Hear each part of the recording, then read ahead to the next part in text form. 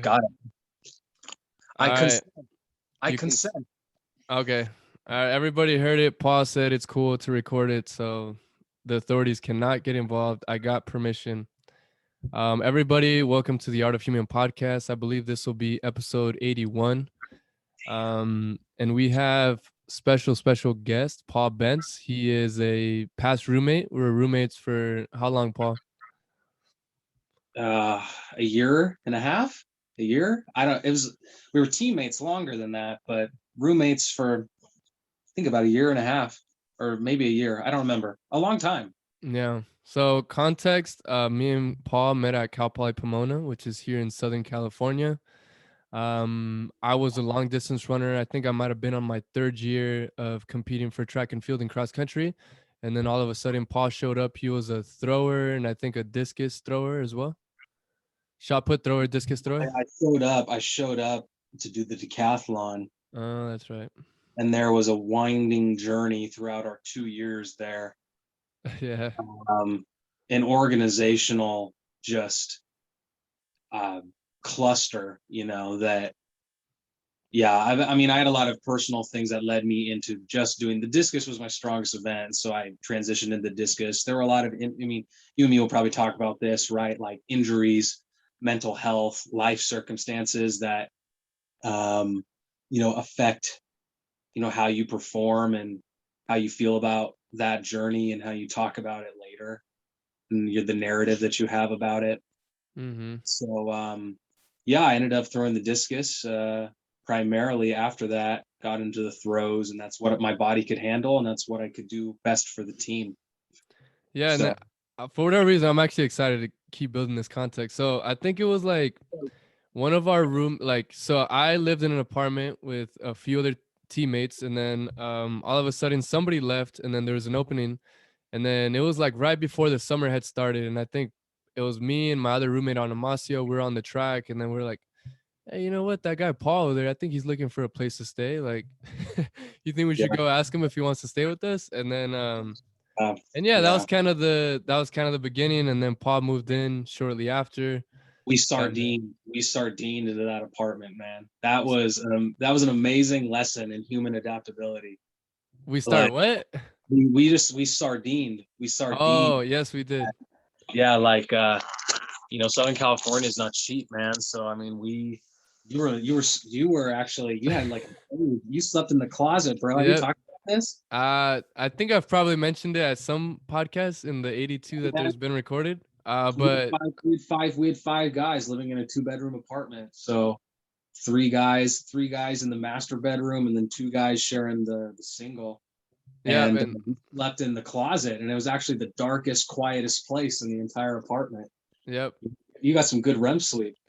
I think I did it, and then but I do vividly remember one day when I was in bed and the closet was right next to the shower for the other shower. And I remember you were taking a shower at like 2 or 3 in the morning. I was like, ah, shit. I was like, God damn. Because it is like the most secluded, but then it's also next to that shower. I If you never thought remember about that. it like that. Yeah, That's yeah, interesting. There was a lot of stuff that happened in that apartment that I don't think we've talked about. yeah. Yeah, We I just think, experienced it individually, and we haven't really debriefed yeah. on that. But that there was a really valuable lesson at the end of that, man. Like, What was it? What was it? well, I'm comfortable talking about it now, but like there was some drama when I moved out because of I think there was some ambiguity as far as like who was gonna pay for the summer months of rent between transitioning between people coming in and out. And I just regret that whole situation, like, because I mean, me and it ended up being, I mean, it was just weird with like, we really let I let a couple $100, like jeopardize like my entire like relationship and reputation with like all the people who lived there. I don't think And I would. I don't think I would have. You wouldn't have affected me that way, but I know, right, I know what you're saying. But so like me and Animasio, we hashed that out. I think we ended some stuff on good terms, but that really was like a lesson to me, just the amount of like stress, because I wasn't even in state at the time. Like I was gone. I was at a summer camp, like I was working, and then this thing got this thing kind of blew up in my face. And, you know, the amount of like stress and like angst it caused like all the people involved was not worth it. And the Mm, way that it made my spirit feel, like, I just don't think you should ever let, now I'm like, after that happened, I was like, man, I'm never gonna let like being cheap or like having you know, beef about finances, like I'm not going to procrastinate on that stuff. mm-hmm. I'm not going to procrastinate. I'm not going to let that like soil a year's worth of like really good, like decent, I mean, granted, like when you all live together, when five guys live together in an apartment, there's going to be like, you know, conflict, like space. I've learned about this, like, but yeah, that was like, I haven't really talked to Animasio a lot since then, but I'm sure like it's all good, you Yeah, know. yeah, yeah. It's all good. Like we'll probably all meet up at some point this year and like just laugh about it, you know, like that's kind of what happens. But I didn't I think that was just a good lesson in integrity, Yep. you know, like you can, those little small decisions, like there's just like, you know, it might come up like 6 months earlier and you don't want to deal with it at that point, or like you don't know, or you just don't want to be vulnerable and be like, you know, all these things. But then whenever you abdicate responsibility, it usually, that responsibility doesn't go away, it just falls on somebody else's shoulders, Mm-hmm. you know. So I just learned, there's been a lot of lessons in like my mid adult life that have you know, How old and are you it's again, really, Paul? 27. Oh, okay. You're actually not that much older than me. Yeah, we're all in that mid 20s thing, you know, Mm-hmm. which is the thing in itself. Like that's a really difficult, I think that's a really difficult thing in our American culture, to be in your mid 20s, like transitioning between college and your adult life, Mm-hmm. you know. That's a difficult thing to do, especially now. Like I think this concept of like having a career or whatever, it just, I don't know, maybe I sound a little pretentious or something, but I don't know. No, no, no. I think you're being honest and you're being real right now because I could totally relate to you, and I'm sure there's a lot of people that could relate to you, and that's why there's people like Gary V, advocating the younger community, like, yo, you're young as fuck, just fucking chill, like, don't worry about it, like, just dabble in a bunch of things, build I do self-awareness. I do think there's a lot of opportunities out there that like people in our generation aren't maybe taking full advantage of. So for example, right? Or it's like it's really kind of scary or difficult to do. So for example, like trade jobs blowing up. We don't have enough electricians, enough plumbers, enough whatever. Like engineer, like we're always going to need engineers. We're always going to need people who like, so like I've been kind of diving into, because I went to college, like I think my story where like I went back to Cal Poly because I had like very specific goals in mind when I went to Cal Poly. Like I had been coaching from the age of 18 to 22. I went to a junior college for 1 year in Oregon. I had no academic goals. I had no idea what I wanted to do with my life. I just knew that I really loved the sport I was in. I knew I was like a good communicator, that I was like authentic and passionate about what I was doing. I was really young and inexperienced, but like we were having success. And I felt really good about the connections and just like, you know, it was great. It was really great. So I was like, I want to do this full time. I want to do this professionally. So that's why I went back to college to get my 4 year degree. Because I was like, if you want to coach at a college, you got to have a college degree, you know, or if you want to. So I actually went into the nutrition and dietetics. We were in the same degree program. Went Mm-hmm. into the nutrition and dietetics. Um, and I thought I was going to come down, and I kind of just want to tell the story of the 2 years, right? Yeah, Because yeah, go ahead, because I so mean, many lessons. There's so many lessons, and like there's just so much. There was so much stuff yeah, that yeah, yeah. happened. Like, And I all feel right, so like I'm gonna right go right into the now, story. you're like a well, and you're ready to just let the water come out. Like, Yeah, I've told this story to like people lots of times, but it's like the way that you tell the story really kind of like paints the picture of like what happened.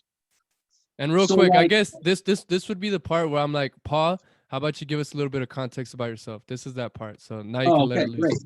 fantastic, fantastic. Yeah, yeah, that was maybe this is my first podcast, by the way. So, I mean, I'm used to having really intense, like 5-hour conversations with one person, but I've never done it in a recorded setting. I don't know if anyone will ever listen to this, but it's There'll be fine a because few it's just people at you and least. me. It's just you and me. Well, plus you have to remember that this podcast could potentially be on the internet for like many, many years. So it's like if people don't listen to it now, they can listen to it in 5 years, 10 years, 15 years. Your kids can listen Well, to it. My we'll kids can listen listen to to it. it.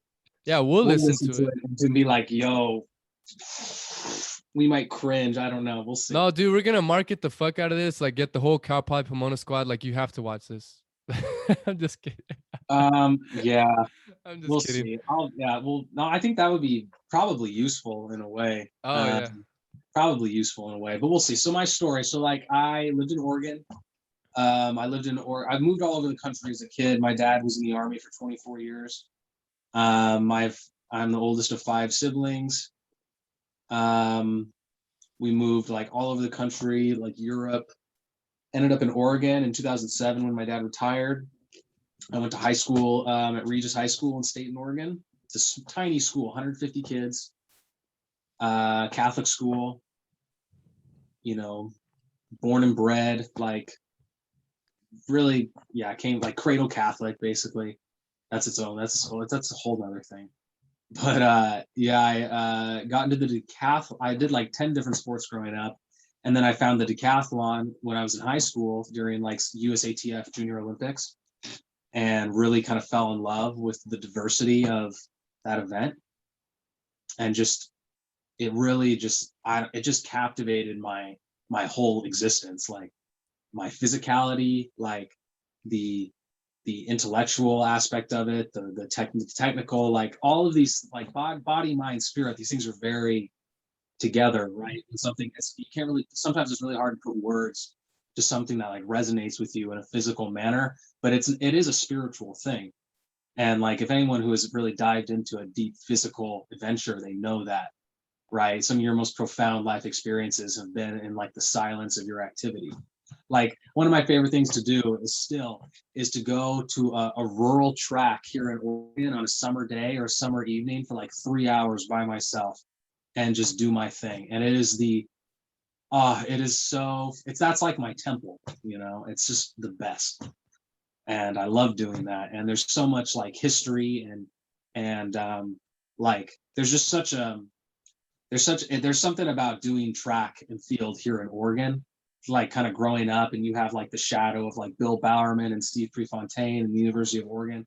There's like a whole like history for the sport here that trickles down into all of the communities, and you feel that and you experience that growing up, and you just fall in love with like the culture. There's a culture for every sport, and it could have been any culture. Like I did wrestling when I was really young, and in all these little life, like I moved to Omaha. I was a really good youth wrestler in Colorado. I was getting coached by like Olympic level coaches at my private school that I went to.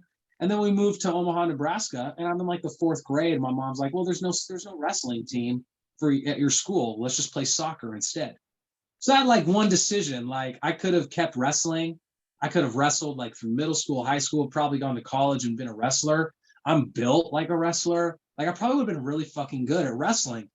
But that one little decision, like between myself and my mom when I was in the 4th grade, that kind of like, all right, let's go play soccer, volleyball, basketball. Like, no, we're going to read more. We're going to do theater. We're going to be a really well-rounded kid. And then it just so happened when I got to high school in the state of Oregon, and I had a lot of really influential mentors and experiences that got me onto track and field, and it like helped fulfill something in me, in my ego and in my, adolescent development. And it took me, I mean, I'll never forget, like, I think my very first decathlon, I scored like 3,300 points. Like I was ass. I was not a good athlete at all. I was not very talented, but I was just really excited. And I saw like the seniors, like when I was 14, an 18-year-old looks like a god, like, they're huge. They're like developed, and they're fast and they're strong. And I was like, man, I would love to score like 6,000 points one day. And I started to see like the progression of my goals, and your goals, like once you achieve a goal, like your goals get bigger.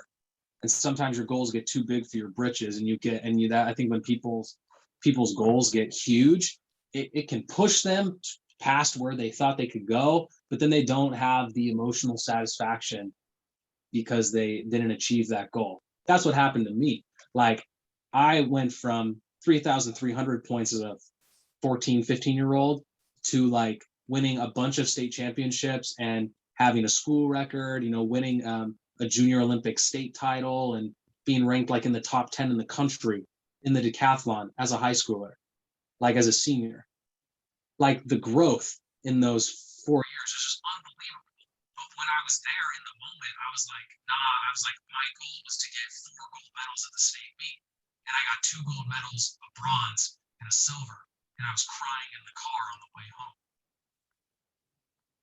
I was crying. I was like, you get so wrapped up. I think and I'm a kind of an intense person. Like, if we dive into like astrology and stuff like that, I'm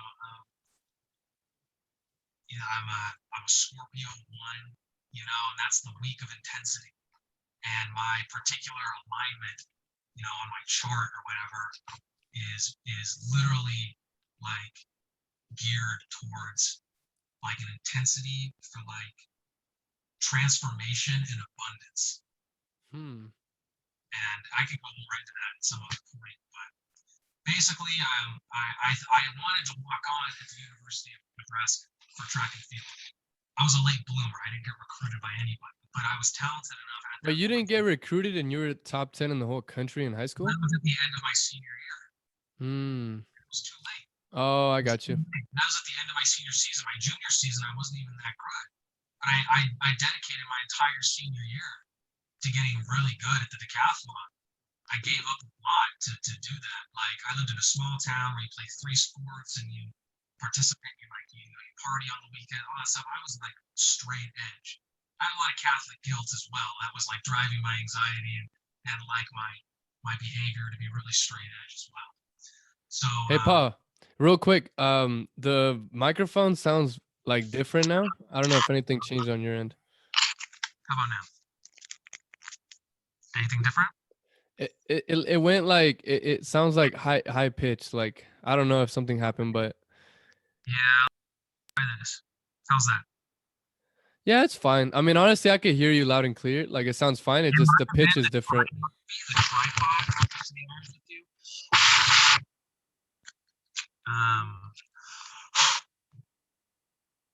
Anyways. Yeah, you're good. Don't worry about it. How are we doing? Better? Yeah. We're fine. Don't worry about it. I was like, I gotta get the mic, man. I gotta get the mic. No. This is just the first of many podcasts. So no worries. Okay. Yeah.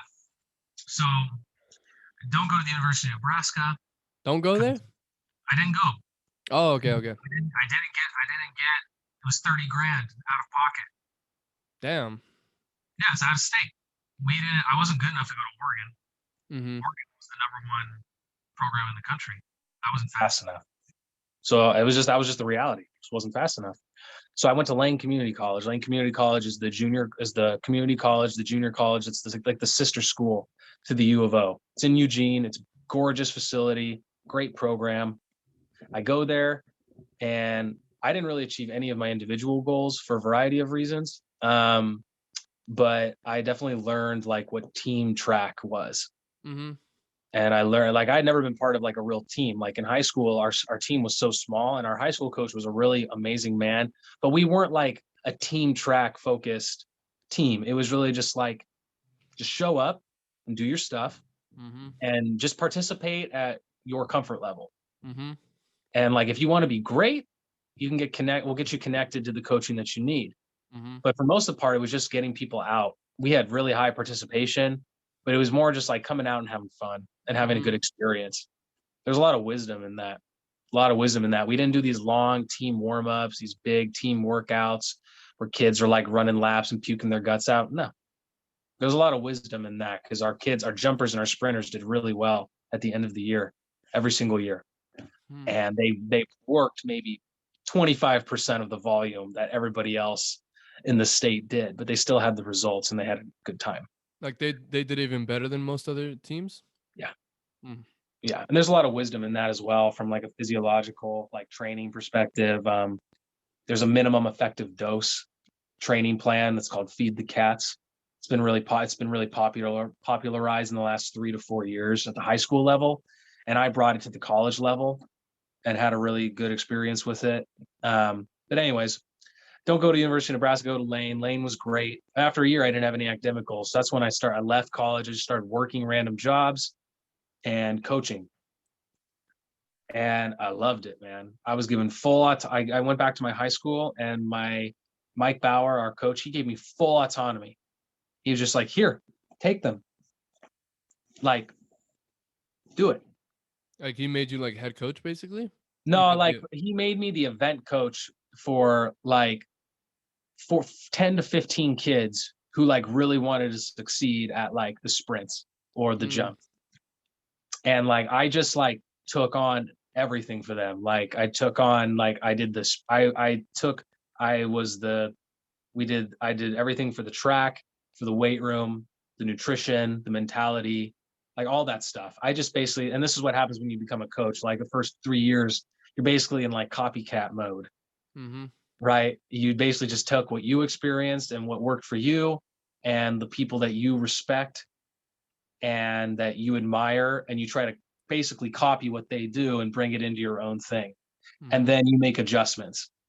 So every single year, I just felt, and I had this moment where like there was a kid on our team who was actually a distance runner, and I was helping him. I was training him, and in the first meet of the year, uh, he met his goal, like Mm. at the very first race, and his face just lit up like the biggest smile I've ever seen. He couldn't believe it. It like Mm-hmm. blew his mind. And that moment was so gratifying for me. Like that one moment, like switched something in my brain. Like I can't even explain it to you. Like that moment, I was just like, that was more meaningful than anything I did, like in my own career. Yep. Like that, seeing that That that smile, no? authentic, Yeah. that authentic satisfaction, from this young man who wouldn't have had it otherwise. I'm sure he would have achieved his goal at some point, but it was in the way that like we worked together that it happened. So Mm-hmm. after that, I was hooked. I was hooked. I was just I started basically spending like 20, 25 hours a week, like reading, researching, applying, and just I was still training as well. So I was like, I had an incentive to like do the best that I very could, Mm-hmm. for myself and for all the people that I was working with. Um, and so over the course of 3 years, I mean, we took a bunch of like kind of small school kids, and their 4x4 time, this is for the boys, went from like 3:59 to 3:30 in For 2 seasons. Two for seasons what for the event? 4x4. Oh, 4x4. Okay. So we're talking like 60, 59, 58 second 400s to 52s, Wow. 51s, 51s, 52s. We had two guys run 50.5 and 50.6. And they started, I mean, it was amazing. Like they became really good three-sport athletes as well. They won a football state championship. They went to the semifinals in basketball and all that stuff. This is a small school Oregon, but it was great for them. I also kind of like I look back at those years now, and I am like a completely different person and a completely different coach. And 90% of what I did there, I wouldn't do. Hmm. Like from a programming perspective, like the physical training, the emotional and mental mentality, just the way that I was. And this is why I love just like this John Wooden quote from his TED Talk in 2004. It Who is said, that? John Wooden he's like one of the greatest basketball coaches of all time. He coached at UCLA in like the 60s and 70s. He won like an incredible amount of titles.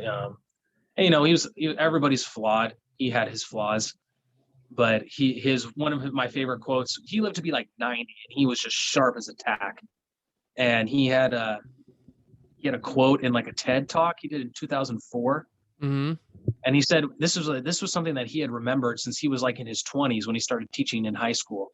And the quote was, "No written word nor spoken plea can teach our youth who they should be, nor all the books on all the shelves. It's who the teachers are themselves. And so like that really stuck with me when I started in my journey, because it was like, okay, we can receive a lot like non-verbally from people. I mean, there's a whole psychology to like coach athlete relationships, to peer relationships, to romantic relationships, like but we've all had coaches. I think all of us have had coaches before who told us things that didn't match up with who they were, or right. So it's like when someone's being authentic with you, you can feel it. And like you have to like there's like people trust authenticity, or at least they're willing to work with it, right? But if someone's being a poser, or kind of like, being very one-dimensional, right? Or just maybe they're embracing the grind culture and you don't resonate with that, or something, like it doesn't go as well. It actually causes a lot of friction.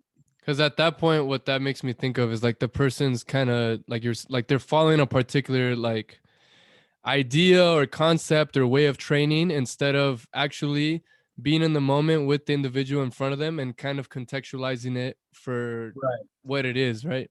Yeah, or even saying, this happens a lot more in high school than it does in college, but it's like, this is the way to do this.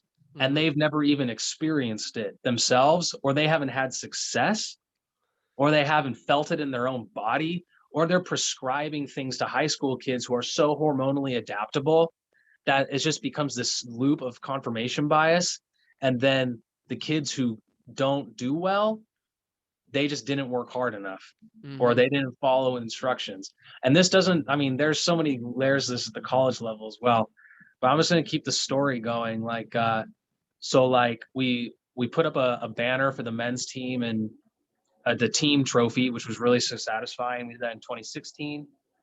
There was a great lesson from that as well, as far as like rest and like the central nervous system. So I was like one of these coaches who was all about like, I was kind of a high volume. Like I really embraced the grind culture, because that's what was like imposed onto me and had worked for me in certain elements.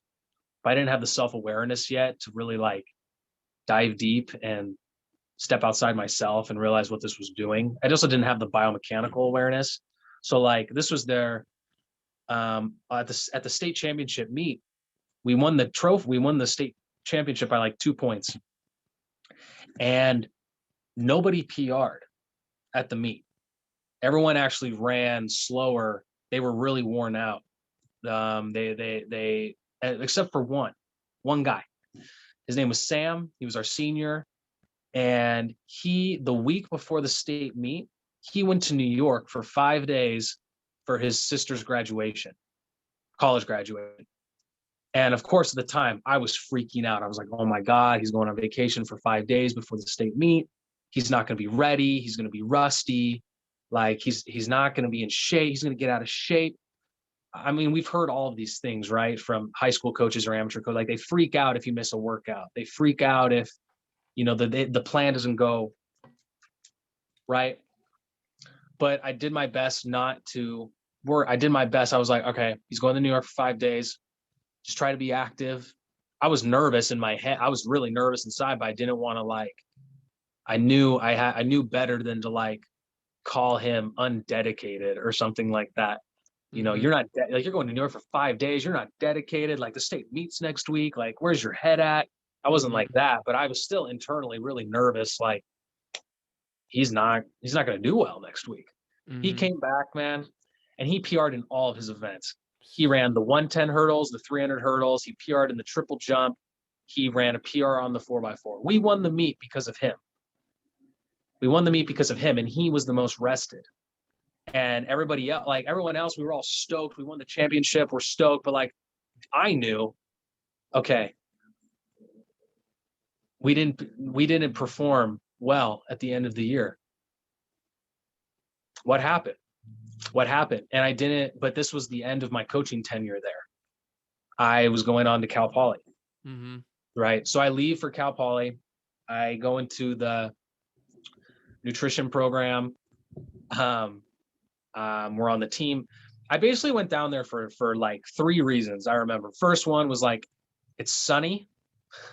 That was a big deal to me. Like, I lived in Oregon. There was a lot of rain in the wintertime. I was like, if I go down to California, I'm going to get that great training weather. I'm going to set PRs. I just know I am. Then it was like the nutrition and dietetics program. So I'm like, okay, I know better at this point. It's like, I want to get a degree where I can come out of college and then I can like do my internship and I have like a job that's really good and it pays for my degree and it's in alignment with my coaching, kind of. And then I got recruited by Josh Linker and Octavius Gillespie, and they were both multi-event coaches. And that was a big deal. I was like, wow, we have 2 multi-event coaches. This is going to be awesome. Like, I'm going to be mentored under them for 2 years. Like, they're going to help me meet my goals. So I get to Cal Poly, 1 month in. Christian, you know what happens. Yeah. Right. You know the story, right? And this created like a whole thing that came full circle for me eventually. But Coach G resigned, right? Because he got offered the job at Western Oregon. And it's like, he's from Oregon. He can raise his family there. It doubles his income basically because you're losing so much living in SoCal. And it was just a better environment for him and his family. And it was a great coaching opportunity. So he did it. He took it and he was gone. Right. Also that same month, Josh Linker stepped down because he was working like 3 coaching jobs, like the Cal Poly job, a high school job, and a catering gig. And he got offered a job to use he got an MBA at Cal State LA, and he wasn't using it. And he got offered like a job that would basically double his income overnight. And it's like he was in his 30s, like he was trying to get married. Like that's a no-brainer. Yeah. Right. And then he ended up he's now a coach at Azusa Pacific, started as a volunteer, and I don't know if he's full-time now or what. But like at the time, for us, think about the irony here, right? Like I moved 900 miles to come to Cal Poly to get coached by these 2 guys. And then one of the guys leaves for the college that's 45 minutes away from my ranch. Oh my right? God. Like the irony. And then this was so it's like, okay, now I have no coaches, and then the whole team kind of gets other than the distance runners, the whole team plunges into chaos for like 4 months. That whole fall term, winter term, we have nothing. It's just West. It's just West. Like, and I was dealing with a lot of stress because I, like 3 weeks into the school year, I was taking FN 100, and FN 100 was all about basically, do you really want to do this? Do you really want to do this? It's like, we're going to bring in all these people who have this degree or went through this program, and we're going to tell you how it is. And 3 weeks in, I knew, I was like, this ain't for me. I don't want to be a dietitian in a hospital. I don't want to. And there was also a moment in FN 235 with Marcus Elam. And this was a moment that stuck out for me, right? There was a bunch of people taking notes and asking questions. And this one girl asked this question, hey, are eggs good or bad? And to me, that's the wrong question. That I knew in the moment, I'm like, this is a kindergarten question. And what do I mean by that? It's a very binary, linear question. There's no context for this question. And I expected Marcus to be like, well, what do you mean by that? What do you mean is an egg good or bad? Good and bad, what do you mean by good and bad? Right? What do you mean by an egg? Who is this for? Who is the egg for? He didn't bring up any of this to kind of get the gears turning. He just answered the question. He was just like, eggs are fine. And I'm like, dude, you have a PhD. Your job is not to tell an adult. You're not supposed to give a binary answer to that question. They're supposed to be nutritional professionals. They're supposed to be discerning, like critical thinking adults. But then I realized at some point, I was like, and then I also sucked at chemistry. I didn't suck at chemistry, but I was like, man, I'm like here for track. I'm not like, I'm not aligning with like, we're not doing, there's nothing, I mean, you can tell me about this because you got the degree in Mm-hmm. dietetics, right? Yeah. I mean, I was looking at the curriculum and I didn't see anything about change psychology. I didn't see anything about, behavioral socioeconomics. I didn't see anything about, all I saw was like, this is the rock hard science. We're going to learn about metabolism. We're going to learn about this and this and this. But for me, like I was a coach, I was a storyteller. I wanted to help people change their lives for the better. And I knew that spending 2 years of my life studying chemistry just wasn't right for me at that time. Mm-hmm. And I was like, God, I need to find a different, and I also knew that wasn't going to be very practical because I had never met a registered dietitian who had changed my life as an athlete. I had Mm. always, coaches have the most point of contact. Coaches have the most influence. Parents, coaches, and teachers, right? I knew that these people had the most, they had the most influence. So what those teachers believed and how they lived, like every high school kid meets like a coach or like a trainer or an athlete. Like they have a role model. They see someone who's like jacked or healthy, or they move really well. They respect them and they're like, what are you doing? Or they find like a friend or an IG influencer that has the look that they want or the life that they want. And they're like, tell me what you do.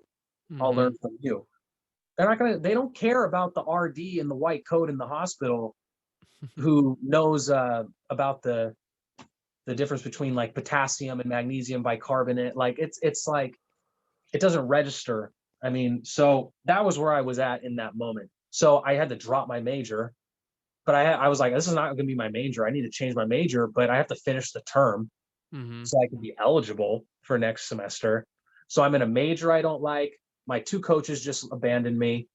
I'm a transfer student living off campus. So I'm not like making friends that easily, right? Like, You because were living my class you're schedule was very weird. I wasn't, my class schedule was so whack that I wasn't like at the same weight room time as everybody else. yep. We didn't have a practice structure, right? Because our coaches weren't, we didn't have coaches. Mm-hmm. We did. We had Wes. That's not fair. We had Wes, but I'm just saying from my perspective at the time, Mm-hmm. right? So I basically, it was like that first term at Cal Poly was horrible. I was like, it wasn't horrible because I mean, but it felt, I went home. I had the expectation going into it that it was going to be all of these things. And I was going to hit the ground running and it was going to be amazing. And it was the opposite. And I had no control over a lot of that stuff. But I didn't even I didn't even emotionally process that at the time. I was just like, got to maintain a positive attitude, got to press forward, all this stuff. I didn't allow myself to be upset about it Mm-hmm. until I went home for Christmas. And my parents were like, oh my gosh, how was it? And I was like, Mom, this sucks. But I feel guilty because like this is my third college. I'm already down there. I'm not going to transfer again. Like I need to finish this, Mm-hmm. right? I was 23 at the time. I was like, I need to finish this. So hopefully things will get better. And when I came back the next term, Sarah Macy came along. Roger Mantor came back to coach the pole vault. I got into a new major, organizational communications, which was much more in alignment with like what I wanted to study and continue to develop in myself at the time. And I met some cool people. Like, so things started to get better. We all started, I think the pole vault really saved us. Like Roger was just the perfect coach for us at that time. He was knowledgeable. He was caring. He just has amazing people skills.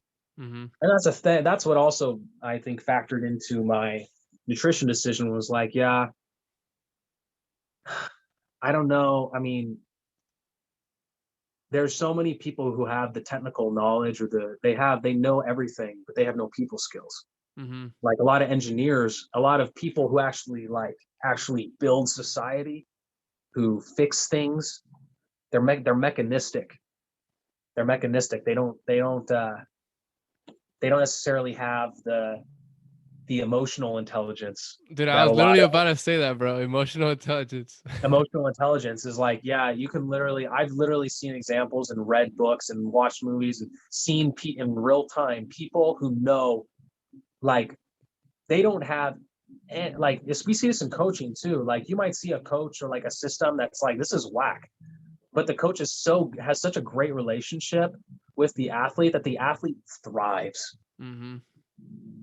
And that's almost more, and it's almost more important than having the perfect program and having terrible relationships. And we saw that in that year. We saw that with a lot of athletes that year when G left, and we had this patchwork of, I mean, give credit where it's, I mean, it's hard. It's so hard. And I learned this later when I started coaching and I had my little college coaching stint. But like I witnessed it because I was coming at this from a different power differential. Like I don't think kids or even adults, they realize it once they reach the other side. But like I went back to college at 22. I was already a grown man relatively speaking to an 18-year-old high school freshman or a high school senior, 19-year-old freshman. I was a grown person. I had been in a position of autonomy and coaching, like responsibility, for 3 years.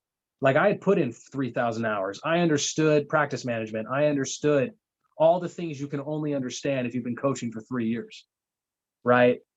And I sometimes understood like workouts or cues better than a lot of the coaches who gave them to me Mm-hmm. in my previous experiences. Like, and I also kind of had, I guess I had a little bit of an ego and a little bit of entitlement because of my knowledge level and because of my experience and because of my body of work or whatever. Like I felt that because I didn't like this idea of 18-year-old, 19-year-olds coming in and just being not conscious, not having autonomy, just being the coach is the guru and we are just the people carrying out. It's like, whose career is this? Is this my athletic career? Like, at any point, do I get to understand what's happening in my body, or am I just going to listen to what the coaches is telling me because they give me the scholarship? Mm-hmm. Right? Is it like at one point, like who keeps coaches accountable for knowing their shit? Mm-hmm. Right? It's not the athletic director. It's not, it's like, so there's this but then there's all this tension, right? There's tension, which, so for me, it was weird because I'm like 22, 23. I know a lot. I'm still trying to get better, but I'm like having this internal, I'm like at practice with certain coaches, or I'm seeing the way that this situation is being handled at the time. And I'm like, I just don't agree with how this is being done. Mm-hmm. Oh my God, I have an opinion. I'm a bad teammate. Like I see this person got this injury, or this person, hasn't improved, and we keep doing the same thing. Or like, the way that I saw really talented athletes. I mean, this is a trend we see in all levels of the sport, is like it's very rare that every athlete in your program has a satisfying experience and PRs. It's actually the opposite. The majority of your athletes don't substantially improve, or they have mental health issues, they burn out, they get injured, and they quit. Or they stick it out because, they work hard and they're going to finish what they started. And then they get out of college and they have this like they have no idea how to relate to their body anymore, because it's not in the context of being told what to do by a strength conditioning coach or told what to do by your coach. Like at no point were the athletes ever empowered to make their own decisions or to have an awareness to dictate that train. There's a lot there. I'm kind of like scrolling right now. And I could say, from my standpoint, I am an example of that. Somebody who came out of college with a lack of awareness with the physical body, a lot of mental health issues, which I'm not going to put the blame just on the college experience. No, These are things not that putting- derive from my lifetime. But yes, I mean, everything that you're saying, I could definitely support you on it. And it's not blaming one person in particular. Like sometimes you can blame one person in particular for very egregious moments, but I'm not going to do that. I'm just going to try to bring it back to my own experience. Like, I feel like I'm being a bad podcast guest. I'm just talking the whole time, dude. Like, dude. You interject on this, but I do feel like my stories. Every time I tell this story to somebody who's been in a similar situation, they're like, "Wow, no one has ever like validated that experience for me," you know. Mm-hmm. And so, no, I seriously think that what you're doing right now is really important, dude. I'm being serious. Thank you. Because this is, I mean, so, okay. So what happened next? Well, the stress of all of this combined with some previous biomechanical issues in my own body, injuries that nobody knew how to fix. Like, okay, I have an Achilles tendinosis and I have an elbow that keeps getting strained when I throw, or the Achilles strain when I jumped. How do I fix this? Everybody gave me do some calf raises, do some internal, external rotation, right? But, just keep doing what you're doing. Mm-hmm. Follow the plan. Mm-hmm. This is where you kind of dive. This is my systemic observations, right? No, and I'm on the same page, dude. I heard you. I'm sure you've heard the phrase when the only tool you have is a hammer, everything looks like a nail. Right? I've never heard of that. That's like a quote I've heard many, many times. I don't know who originally said it, but when the only tool you have is a hammer, everything looks like a nail. Mm-hmm. When the only tool you have is a squat rack, everyone becomes a power lifter, or everyone becomes an Olympic lifter, right? But there's actually no evidence that those things actually fix this injury or fix this injury or enhance the way that I run or enhance the way that I jump or even throw. And, some people might check out on me when I say that, like when I tell them that weightlifting and traditional strength conditioning doesn't have actually any correlation to the biomechanics of sprinting, jumping, and throwing. But if you really dive deep into that, it's a very sagittal plane linear training system that doesn't actually respect for the individual synchronicities of me, right? It's just get in, get out. Here's your 3 sets of 10, your 2 sets of 5. If you got an injury, go to the trainers. Mm-hmm. Right? There's this whole thing, right? And so how do I bring it back to me in that situation? Okay. So I was still all into all that because I wanted to. It was frustrating to me that I had to give up the decathlon because of my Achilles and because I just wasn't competitive. And I knew, like, when Candace Fuller came in that spring, I knew she was a legit throws coach. And I was like, well, I can kind of see the tea leaves. I don't want to keep suffering through this training, this Achilles thing. I don't want to keep berating my mental health and my ego doing this. I'm just going to do pole vault and discus and shot. Those are 3 really good events for me. I can help the team. That's what I'm going to do. And I'm going to learn as much as I can because I knew in the back of my head eventually I wanted to become a coach. And this was just, I needed someone for me. I needed someone who was like 20 years ahead of me, who I could ask them any question and they could answer it to my satisfaction. Right? And Candace could do that for me at the time. That was really important for me. And that's a whole other thing about like coaching and athlete relationships. A lot of the times in the recruiting process, these kinds of questions or these kind of interactions are not on display.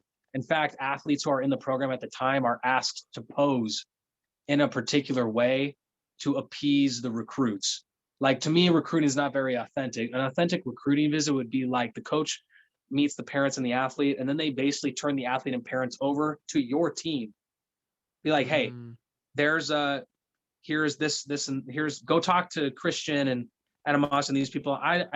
You guys, I want you to ask them any question, and I want you to be 100% honest about it. And don't ask questions like, is this guy a good or bad coach? Is this a good or bad training system? Ask the question, is it a good match for me? Is it a good match for this? Because then you won't have people. There's not going to be any empty promises. People are actually going to know what they're getting themselves into. And then athletes can have a little bit more of a realistic expectations for themselves and for like the way, because so many times it's like freshmen or transfers, they get in, they're like, this is not what I thought it was going to be. And there's this whole cascade of events, and that can be fixed by good meditation and mindfulness. That can be helped with that. That wasn't something that was part of the program at the time. So yeah, senior year roles I had really fun that spring. I learned a lot from Candace. I PR'd in the discus. That was a big thing. I won a conference championship that year. It was really fun. That was the most fun. That was the most fun I had that entire year. Out of all of that chaos, that season was the most fun. And my favorite moment from that season wasn't even track related.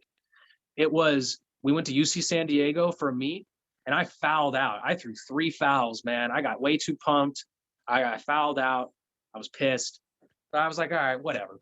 On the bus ride home, and we took the van. I took the van with the throwers, like Ryan Peacock, Gerardo, and the jumpers, so like Colin and Charisma and all the girls and all the throwers. And we did karaoke for like 2.5 hours. And dude, it was so fun. We were laughing our ass off. Candace was cracking up. It was so much fun, dude. I can't. It was just so. It was that connection, like that authentic connection between all of us in that bus. Like, we didn't give a shit about what our marks were that day. We were having so much fun with each other, sharing our personalities, sharing music, sharing just laughter. Like, it's the actual like community kind of team fulfillment, that togetherness that we developed that year, because it was actually great. In a way, we had to create that for ourselves, in a way, right? It was so much fun. I was so optimistic. I was so confident in our process.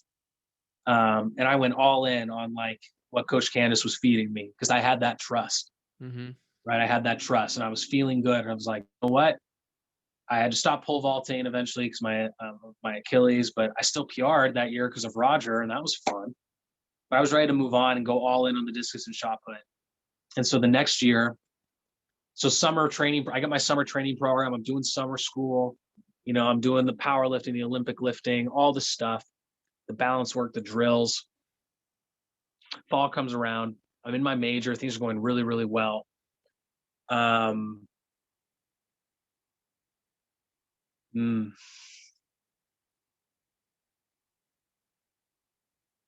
November comes around, and one of our teammates has a career-ending injury in the weight room due to, and I want to be careful how I choose my words here, because I'm not privy to the information of what happened. Basically, there was a entirely preventable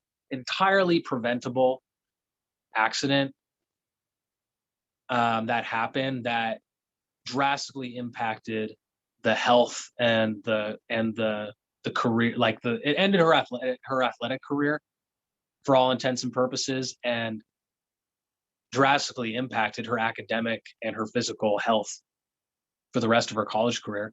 And it was from the dumbest injury that was, supervised by a coach, and there was no prep, there was no emergency action plan, there was nothing. The athletic department got caught with their pants down. And instead of, we never got to action, and Candace was so mad, and rightfully so. And I get emotional and like kind of passionate talking about it now, because I think back on it, and I just think about how we were all kept in the dark, and how we were not encouraged or allowed to openly talk about it, or at least maybe we were, but like we weren't ready to, at least. And like, it was all swept under the rug. It shut down the weight room and for like 2 months. And it really impacted like my immediate circle, because Coach Candace and one of my closest teammates were they got impacted in this really significant way. And we come back from Christmas break, and this is like, I'm ready to rock and roll. Like, I'm in PR form. Like, my body's, I'm strong. I'm the strongest I've ever been. My body's feeling good. I'm throwing really well. We're going through our plan, right? I know I'm going to have some big throws, go to nationals, try to be an All-American. And the first day we go out and throw, I literally throw like a bomb, like a PR national qualifying bomb in practice on my very first attempt in the ring. I remember that. And on the same day, Candace resigned. This is my fourth coach in like a year and a half. She resigned for, I think, from now what I think about, 2 reasons. One was she got offered a full-time gig at UC Riverside. You don't turn that down, especially, someone in her position. She was very upfront and honest with us about it, and I really appreciated that. And then also just the way that the situation was handled, leading up to that, like the way the athletic department and the coaching staff like handled that, did not sit well with her or with a lot of us. And everybody learned from it, but like at the time it was still really fresh. So yeah, our coach left. Like my coach, the coach I chose, left again, and again, I did not process it in the moment. I didn't allow myself to be sad or angry. I just said, I was the captain. This was another element. You and me were team captains that year. So when I see all of this, I'm going to call it injustice, like in a loose term, but like when I see all of this stuff that's happening to my teammates in our program, in our athletic department, or on a day-to-day basis in the way that, things are happening, like, what am I supposed to do as the captain? Am I supposed to call this out and create more temporary division, right? Because when you recognize something that is not right, or it doesn't resonate with you, you're going to be emoting like frustration or anger or negativity, right? But the other kids might not even be aware of that stuff, or it might not affect them, but it could if you brought it up. And if you brought it up enough times, if you really got the gears turning to the power differentials that are affecting the way that athletes view themselves, right? Or the way that they're being treated, that they just think that's the way it goes, right? If you actually if you're like actually conscious and you bring this up, right? And there's still this, I'm like the captain, I'm supposed to be a good example. So I really just defaulted to that. I was like, I'm just going to try to be supportive of my teammates. But at the same time, I was like dying inside, we didn't get so we have no plan again. So like Bradford was there. He did the best he could. We didn't bring a new throws coach in until the end of February.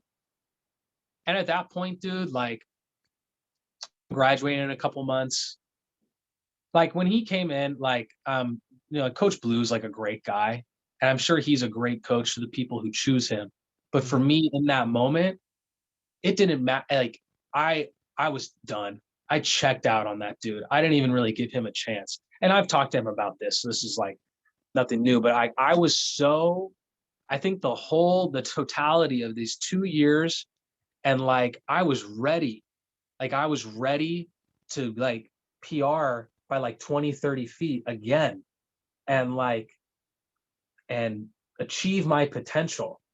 Right. And I had my mentor, and she left, and my in my relationship, this was my first year dating Deirdre, and we were going, like, that was a struggle as well. Like, that's going on in the background.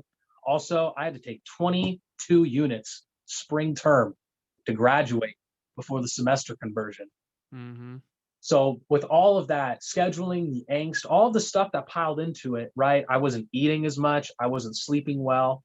It was actually a miracle that I medaled at the conference championship. Like I still was able to like train and eat right. And I trained like 3 days a week for like an hour and a half. And like I lost weight, my strength wasn't as up. It was also during this time that I kept following the plan, and I had a life, maybe not life altering, but a career. I mean, I lifted a heavy power clean in the weight room, and I slipped and I fell and crunched my wrist, and it was done. I couldn't hold a shot put in my neck. And when I look back on that now, I can be mad about like, I really didn't need to do these insane power cleans to like throw far. We can talk about muscles for a second, right? So what does it say to the quality of my experience? Like, what could be learned from like my like when I'm sitting there in the weight room, right? Like I'm the conference champion in the discus. I'm still throwing pretty far. I can't bench press worth of crap. I'm like in the weight room comparing myself to all of our other throwers, right? Or who are there. I throw farther than them consistently every day in every competition. I'm better at this, like, and they're twice as strong as me. They can bench twice as much as me. They can squat twice as much as me, right? So how, and then we're doing the same technical drills. We're doing the same drills. We're learning the same technique. So why is it that I'm still throwing farther, right? Or, and I was thinking about that all the time. And people are just saying, well, you're just gifted. You have genetics. You're just faster. You're just like a better chest. It's not, that's a cop out. That's not a scientific answer. That's not a critical thinking answer. That's just a mindless, to me, that's an excuse, because I think you can quantify things in the human body, like on a muscular level. You can start to see relationships. If you're a little critical of it. Basically, what that showed me was like when you train the body in isolation, you get really strong isolated muscle groups. It doesn't mean that when you step into a ring and you add in the transverse plane, when you add in rotational elements, spiraling elements, fascia, tendons, like nervous system elements, where I need to twist my foot into the ground and create torque that generates power through my knee, through my hip, through my torso, out my shoulder, and out my hand into the implement. Bench press doesn't do that. The back squat doesn't do that. In fact, you can make that shit worse, because you're going to compress the shoulder joint. You're going to compress the hip joint in these ranges of motion that it was not meant to do. You're going to alter your scapular alignment, right? This is stuff that doesn't really get taught in an exercise science degree or a CSCS or a USA weightlifting sports performance course. I took it, right? Like when I was a coach, I took all these courses. It did not improve my injuries. It did not make me faster, right? We see this all the time. Olympic sprinters who can run like low 10, sub 10, 100 meters, women who can run sub 1100 meters, they can lift, man. They are strong. Dude, how many white guys have you seen going to the gym who can bench press 300 pounds? They can squat 500, like power lifters, right? Or just regular dudes like me who lift and they do it year after year. And like, I've never ran under 11.6. Like I've never gotten faster. Right. And instead I have all of these injuries, like my hips compressed. In fact, I found out later, this is really interesting. I have rehabbed my elbow in 2015, and everyone was just like, do your elbow stuff, do your shoulder stuff. It'll get better. I had one guy come in. I mean, these are DPTs, doctors of physical therapy, athletic trainers. They're supposed to know how to fix me, right? Or to help me fix myself. That's what they're meant to do. But then this one guy came in who was from a local university. This is up in Oregon. He's like, can I see a video of your throw?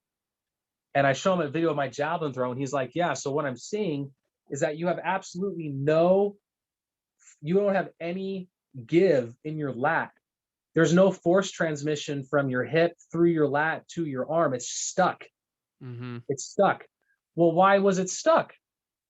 Well, maybe it has something to do with the fact when you're told do heavy trap bar deadlifts 2 to 3, like at least once a week, but usually, or squat, like anytime that, like, powerlifting technique is literally taught. You need to get down and you need to orient your fascia down into the ground to pick the bar up. You're basically orienting your lats and your thoracolumbar fascia and your sacrum. You're anchoring it down onto your body to pick something up, or you're trying to wrap the barbell onto your back to create tension in those muscles so that you can pick it up, right? It's all very necessary technique to protect your spine from blowing out when you're lifting a 400 to 600 pound weight. It's all very important. But guess what it did? Do you think anybody at any point, any coach, anyone ever told me that that was going to completely eliminate the elasticity and the viscosity of my fascia and my lat from my hip to my arm? No. So what happened? I'm throwing the javelin and I almost blow out my elbow because my hip go and then nothing else went. So my elbow just, the elbow's not meant to take all of that force. It's supposed to work in synchronicity with the shoulder in a very particular position, right? The whole body doesn't just do this, it does this, right? You can even see it like when you dance like this. This is not like you just move your body. I feel like I'm just going off right now. No, But you're good. basically, it's you see this like in the system, right? In the university system, in the high school strength conditioning system. Like, I've honestly have never met a strength and conditioning coach like in the system. I've never met a strength conditioning coach who didn't have some sort of like deep experience or nostalgia for football, powerlifting, strongman, CrossFit, right? And I experienced this myself because I became a strength conditioning coach for a football team for 3 years. And all of the education and all of the conditioning in that world is like, the barbell is king. Being strong is never a weakness. Like, do the compound lifts, do the Olympic lifts. You'll get stronger. Strong athletes are fast, or fast athletes are strong. Look, Ben Johnson ran 979. He lifted 600 pounds. Look at his spinal erectors. They're so jacked, you know, or just like you can draw correlations to so many things in sports and in performance and physicality. It does not mean that this causes this, right? In fact, we are only literally beginning to understand like advanced biomechanics, like the way that's like water and fascia and bones and tendons all spiral together. Like, it never made any sense to me. Here's an example, right? Everyone's like, who's in track and field has watched like 400 meters, like Olympians on YouTube. You see them run their race. Yo, they run that first 200 in like 21 seconds and they're chilling, straight chilling, right? And then the best ones like a Jeremy Warner or a LaShawn Merritt, anyone who's like an Olympic medalist, who's like in really good shape, they finish that race and they're fine. They just walk on off, right? Bruh, I run 10 seconds slower than those dudes and I'm on the ground dying. I'm so lactic. Does that mean that I'm just not as in good a shape of them? No. What that means is that I use my individual muscles to run, and they use an integrated fascial tendon structure that's elastic, that's in the nervous system, that's integrated. And they're using that for the first 300 meters. And then those fatigue, and then the muscles take over in the last 100. But they're not building up lactic acid at 200 meters like me, right? Who do you think told me this, Christian? No one. It was me. It was me. Actually, no, it wasn't. It wasn't no one. It was a very few specific people who are not involved in track and field. They're not in the system. No, they're not in traditional strength conditioning. They're not exercise science, PhDs. They don't orient all of their testing and their research around the barbell, right? Hey, Paul, real quick, do you mind if I use the restroom real quick? I gotta take a piss. Oh yeah, let's pause. I'm tired of talking. Let's pause. Okay, I'll be right back.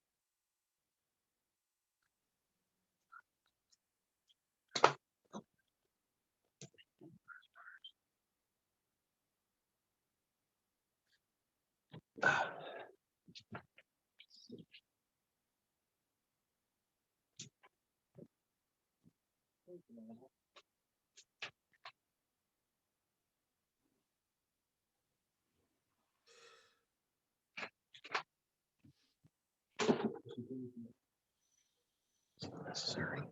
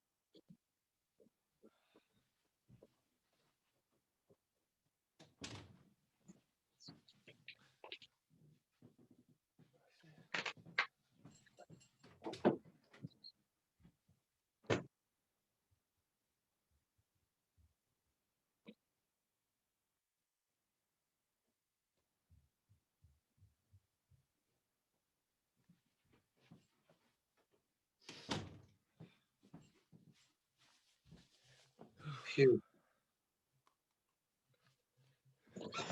All right. Am I boring you? No, do we need dude, to switch gears, or should I keep going? I think you should keep going because honestly, like everything you're saying, I'm learning a lot from you.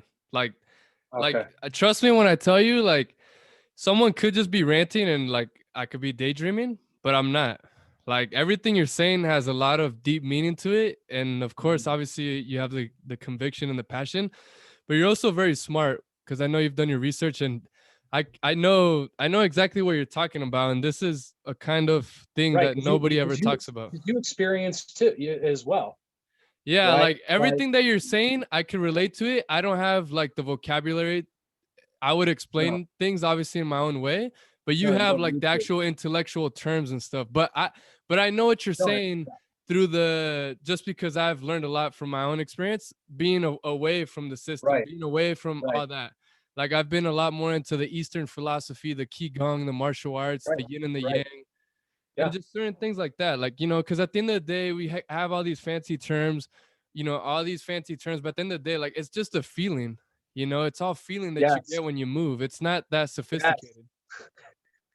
It's sophisticated to teach to somebody who hasn't felt it before, Hmm. but yeah, talking about it's kind of shitty because the best way to understand what I'm talking about is to experience it.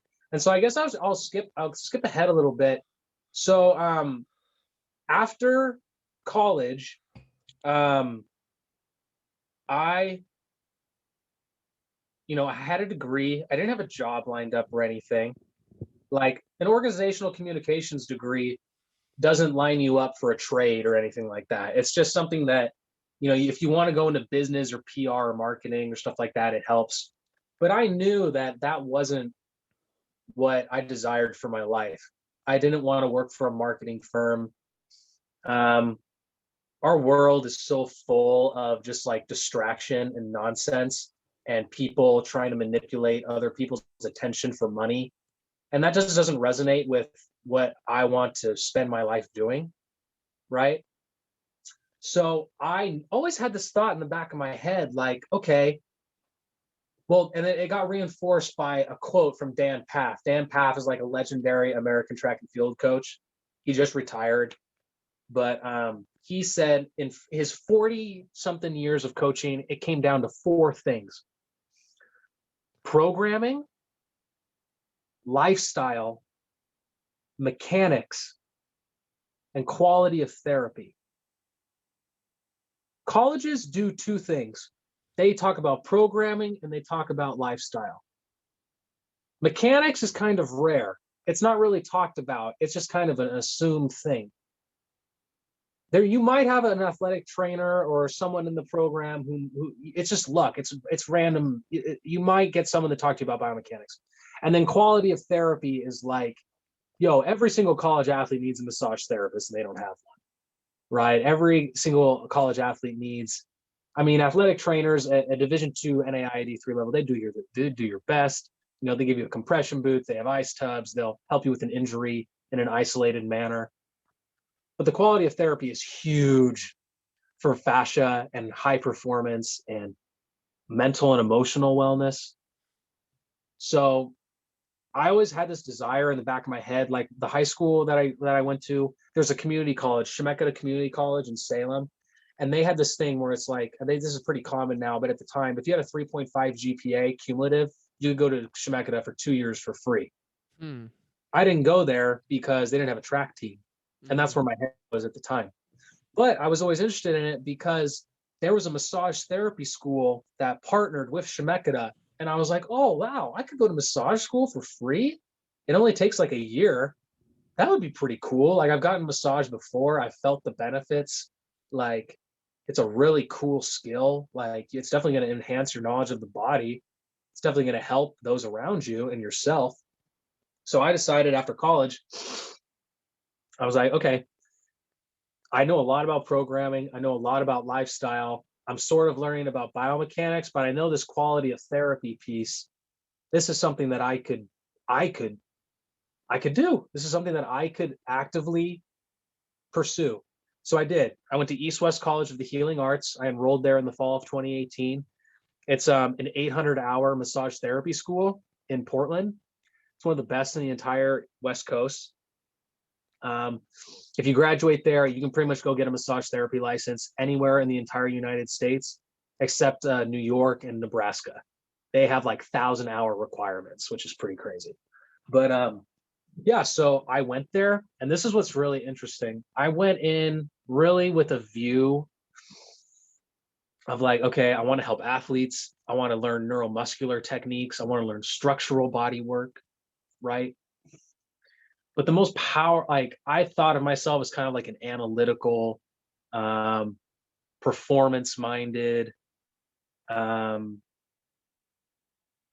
and I I had like a very specific scope I wanted my massage to help with. Mm-hmm. And what I learned there, man, I wish I could do it all over again and really just be present with it, because a lot of times in life and in a trade in school or in life, sometimes, like, I don't know if this is true for others, but it was for me. I was so focused on what I wanted to get out of it that I wasn't paying attention to what it just was Mm-hmm. and what it could offer me and what I wasn't expecting it to. Mm-hmm. Some of those moments I just had to, like, the most important, like the first term of massage school, I wish every person in the world could take. It's foundations of massage. It's a class on the foundations of massage. You take like an anatomy and kinesiology class with the trail guide to the body. Thought I had it in here somewhere. But you learn the names of your muscles. You learn where they are, what they do. You learn like basic anatomical terms, like, stuff like that, tilts, shifts, stuff, basic stuff. But the foundations of massage, like the very first class, you're with strangers, and it's intimidating because you have all these kind of assumptions about like what massage school might be like, or is there any creeps in this class, or like you have all, like, we still have a lot of biases, like a lot of sexual biases about massage in this country, and that does get perpetuated by a lot of really shady clinics, that I don't want to get into that. But anyways, we're sitting there and we learn about grounding. Mm-hmm. And we learn about presence and just like taking a deep breath and like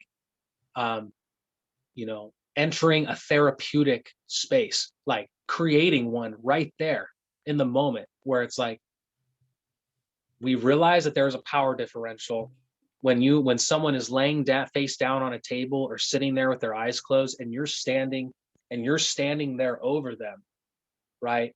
Now, what I want you, like, we did this basic exercise, and anybody can do this, right? Okay, just sit there and, just kind of walk up to somebody while they're sitting there and just put your hands on their shoulders and watch how they, how does that feel for the person? Or how does it feel for the person doing that? Then step back. Now, take a deep breath in.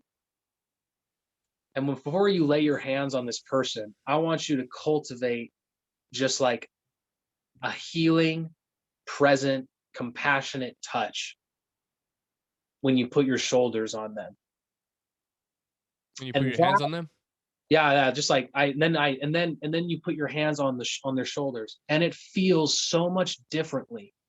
Like the quality of the way the hand feels on your shoulder, on the skin, to the nervous system. There's research that proves that there is a piezoelectric effect from skin to skin contact. You know, you can call it chi, you can call it whatever you want, but there literally is like an atomic energetic transfer, skin to skin contact. It's measurable, right? And so that's the first step, right? And then once that intention, like literally that intention alone is therapeutic. It is healing for a person, depending on where they're at, depending on where their nervous system's at, depending on what they need. So my massage school journey became this long 1.5 year process to where, and it only took 1.5 years. It can take 12 months if you really push. But I learned how to like be intuitive, how to, we learned about the therapeutic relationship, which was like a class that's all about understanding boundaries as a professional, as like someone who's receiving touch, what to look for, like how to interpret like where boundaries are being crossed or what's okay and what's not okay. Like just talking about it and like learning about it and practicing it. So the greatest thing about massage school, it's really fun. It's like you have a group of people, there's a massage therapist who's a teacher, and there's somebody on the table. And the teacher shows you how to do it, right? And they're talking, they're showing you. The person on the table is feeling it. And the people around you are watching it. So there's all of these learning, you're getting all the elements of learning in one thing. And then people switch. So you get to feel, when you get to see what was done, you get to feel that. You get to determine like, okay, what about that felt good? Okay, this might feel good in this body versus not so much in this body. You learn about the quality of, like you learn about what tissues are supposed to, like what hydrated tissues are supposed to feel like, how to influence fascia and the structural alignment and breathing and integrate things. There's so much. There's so much there that's like so important to being a human that at no point is taught in school, in college. Like how insane is it that like colleges just don't have a 2-year massage therapy program, and those massage therapists don't work with the athletic department? Like there is such a mutual reciprocity of benefit there that's just not being done, right? Because we have to outsource it to experts who make money, right? That's their job. So what I ended up learning was like, I'm going to put my my technical lens back on for a second. It was so healing. But there was a type of person in my massage school. I definitely didn't really fit in. I mean, I felt like I was a bit of an outsider in a certain way, because there's a certain type of person who kind of goes to massage school. And a lot of the people at my massage school were like they're very spiritual in a way. They had some sort of spiritual thing. I mean, some of it was some of it was like authentic, and some of it was just like white neoliberalism. It's Portland. You're going to get a representation of both of those things. So there were people there. This is what I learned a lot about pain and the structure in the body. There were people there in massage school who had a yoga practice.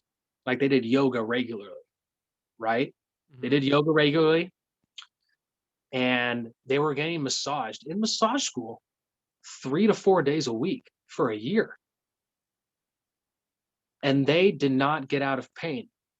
And their bodily structures, their posture never really changed.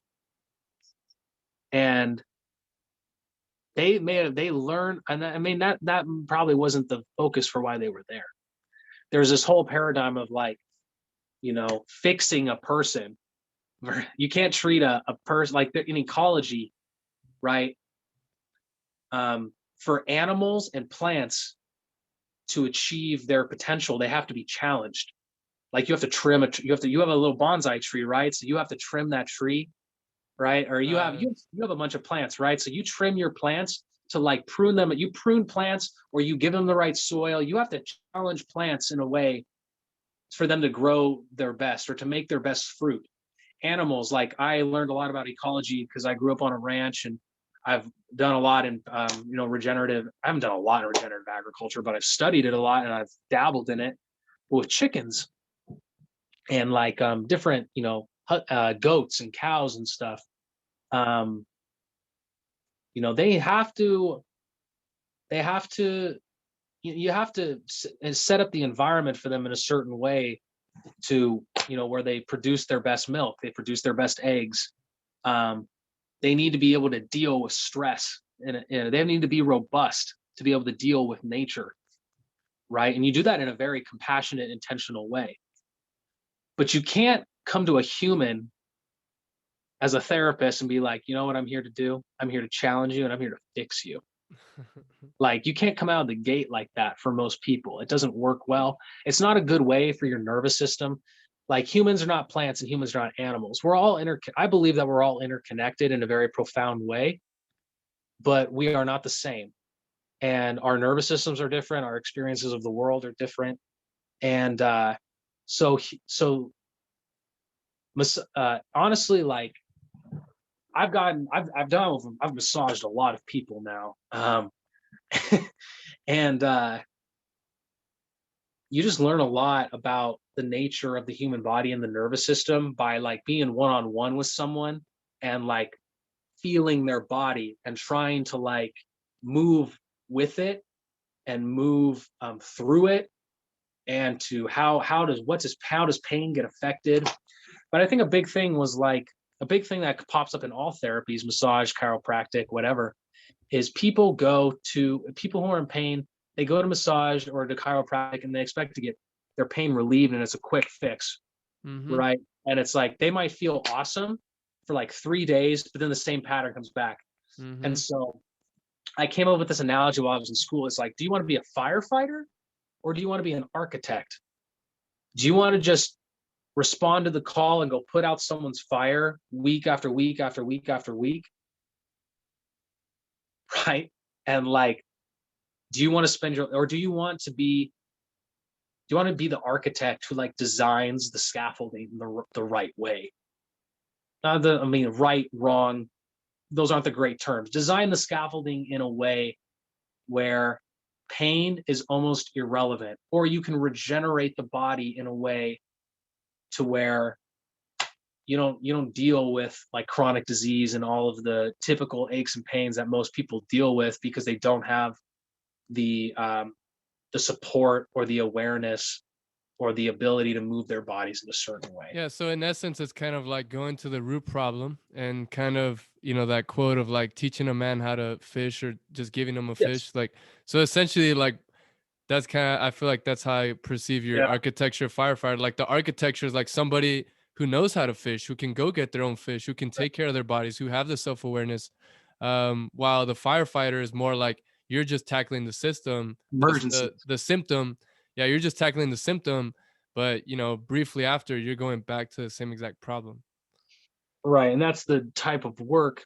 And then like the longer you go on, you realize it's not necessarily an either or, it's a both and. You have the ability to be a firefighter and an architect at the same time. And the ability to,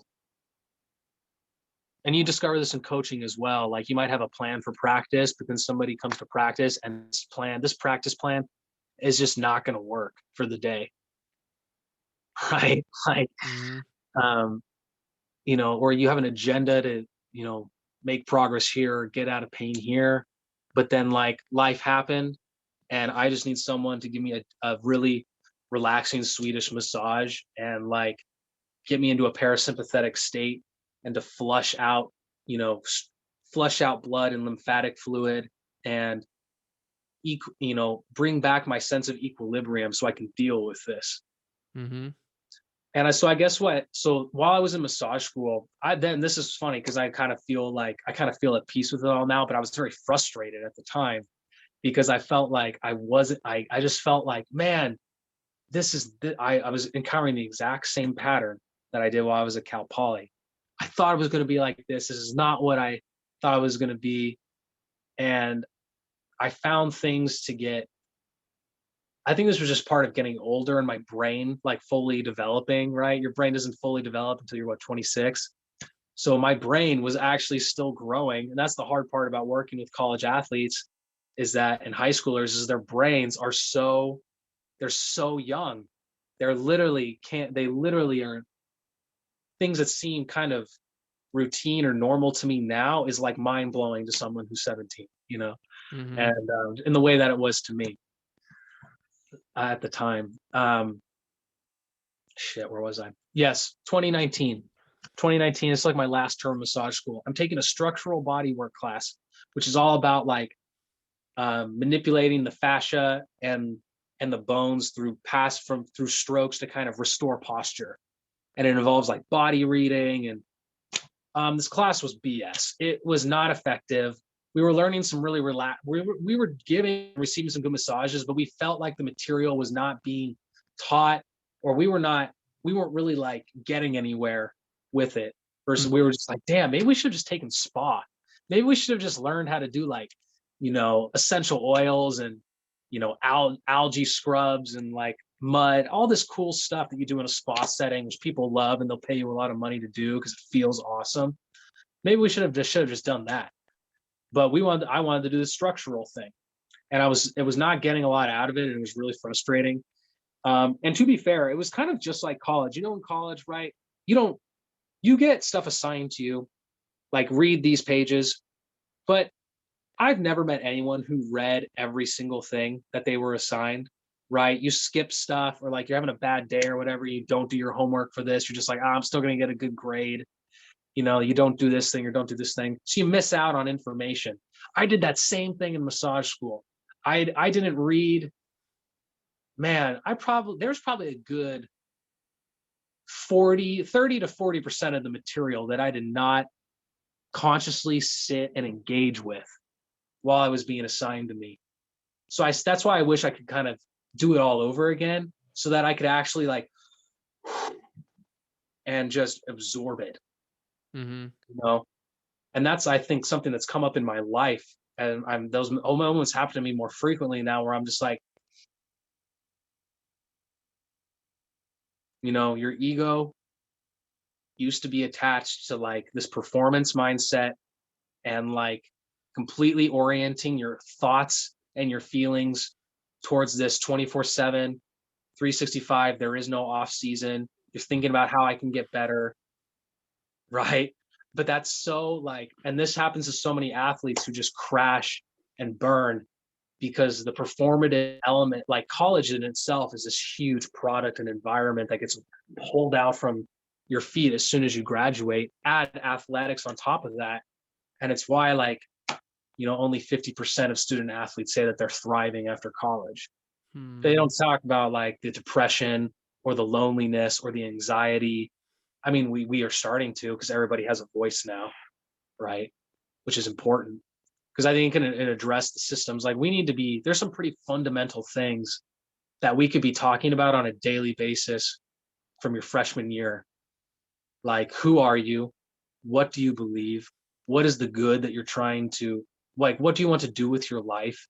Right? It's not more like, hey, what's your major? Like, hey, like, let's just talk about nothing while we're doing this, right? Like, or so I want to get back to the massage school, like that term. Real quick before you go on, what you just said about having these kind of deeper conversations, like you mentioned about like freshman year, like I recently made a video. I posted a little snippet on my IG page, but then like I started this new YouTube channel and it's on there, and it's like, because I made one snippet and it's called Some Real Shit, and then this would be like the sequel is like Some More Real Shit.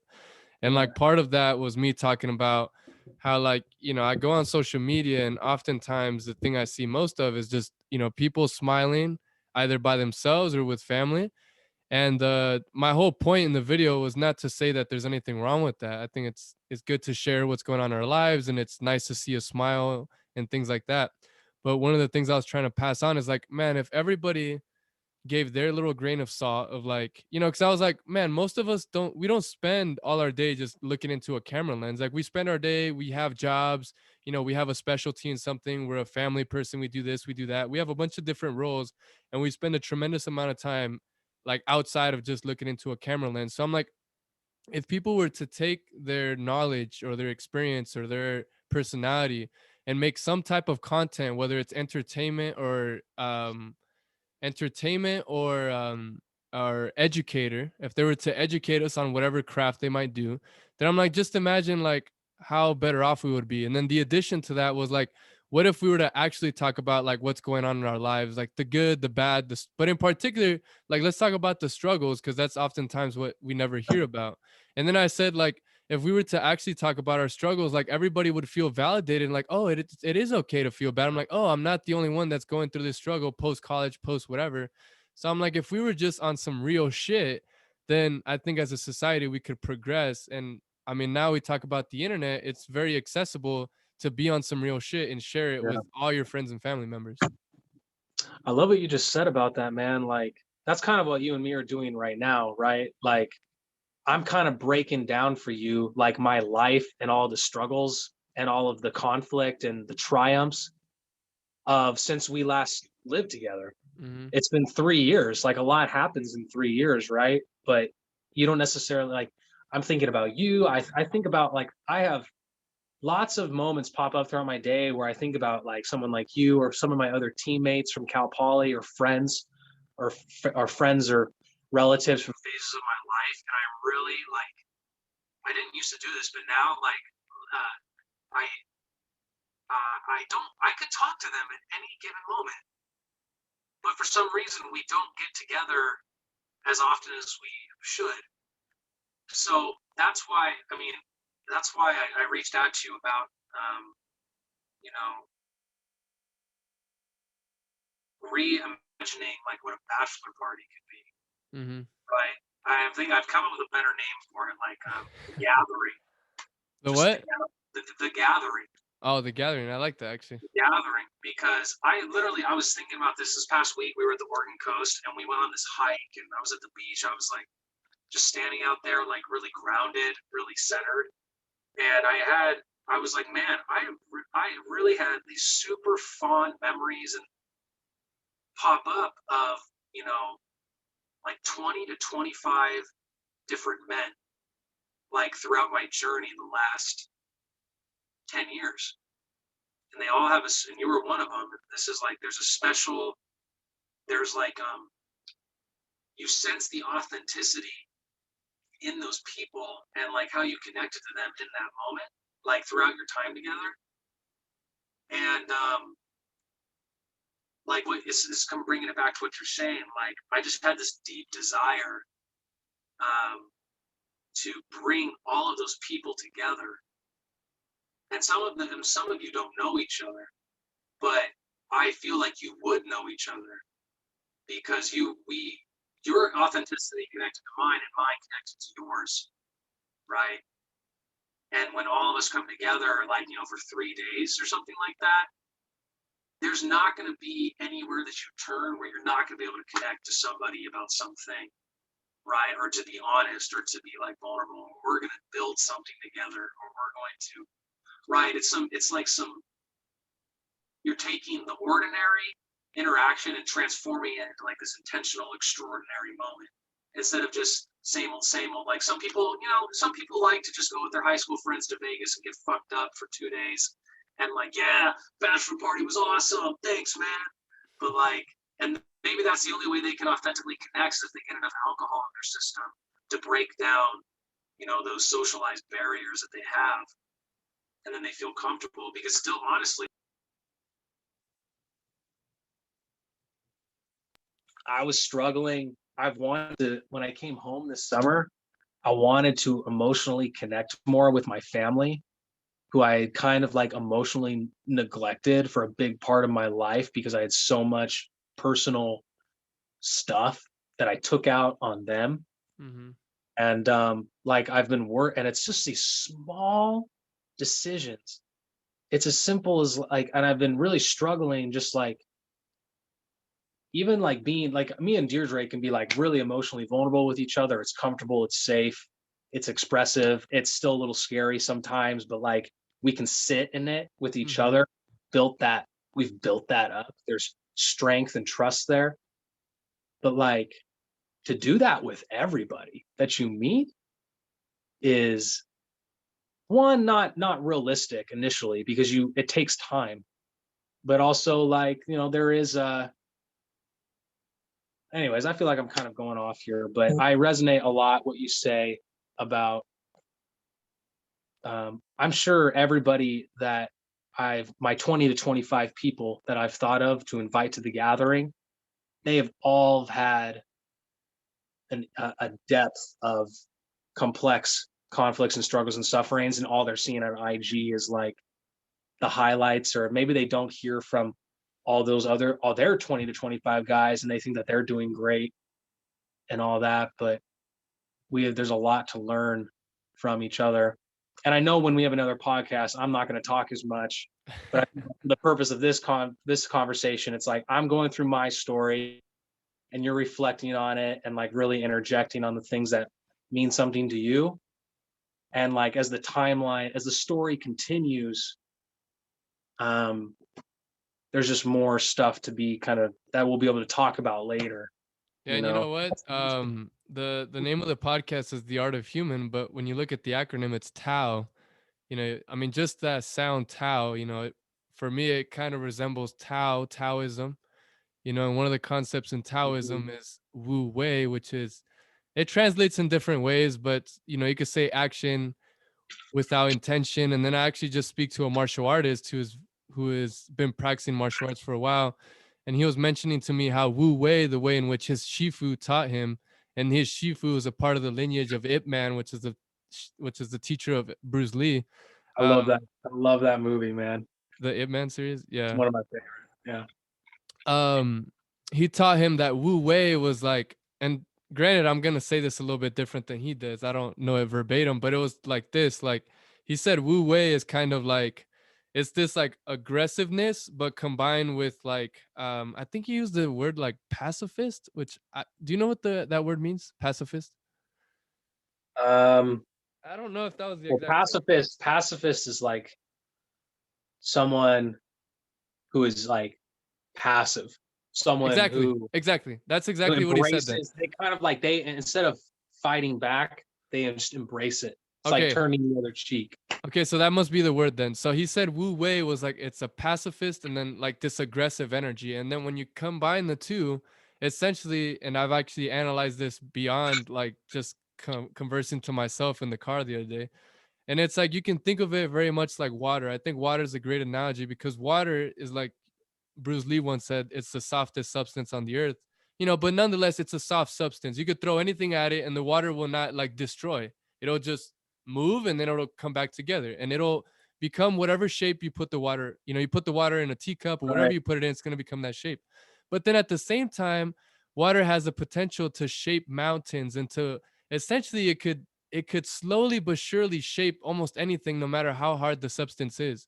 So in essence, I feel like that's what the concept of Wu Wei is that you're living a lifestyle in which you have this conviction, or you could say aggressiveness, or this very passionate determination, but then you're combining it with this passiveness, because then you have this wonderful harmony of this dichotomy that kind of makes up this existence, which is the good and the bad, the bad in every good, the good in every bad. The yin and the yang symbol is I think that's like a amazing symbol, because you have the black and the white, but then you have the small white dot within the black, and you have the small black dot within the white, and then at the center you have this emptiness, which is the awareness in which the two lie. And so and then what you just said just a second ago about, it would be, this idea of being able to emotionally connect with somebody, like every single person, and be authentic. I think that's actually possible because you might be thinking, oh, well, like if I'm not opening my heart and soul to everybody, and then maybe that's not me being authentic. I don't know that that's what you're thinking, but I'm just saying maybe that's what somebody No, might be thinking. I meant it more in like you have to. I've seen. I mean, it's like, and I learned this in the therapeutic relationship class. Like, it's you can hurt yourself being opening yourself up. I mean, this is like you can really put yourself at risk by opening yourself up to everybody without having like a little bit of, I think this is what you're saying, right? Like you got to have both. You Hmm. have to know when just to like be the water in the cup that's still and letting things drop in, versus like my water is going to flow through this thing, and like when to, and I think you'll realize that. And when you connect to, like, some people are ready to connect and some aren't. Like, I love the quote, you can only meet someone as deep as they've met themselves. Mm.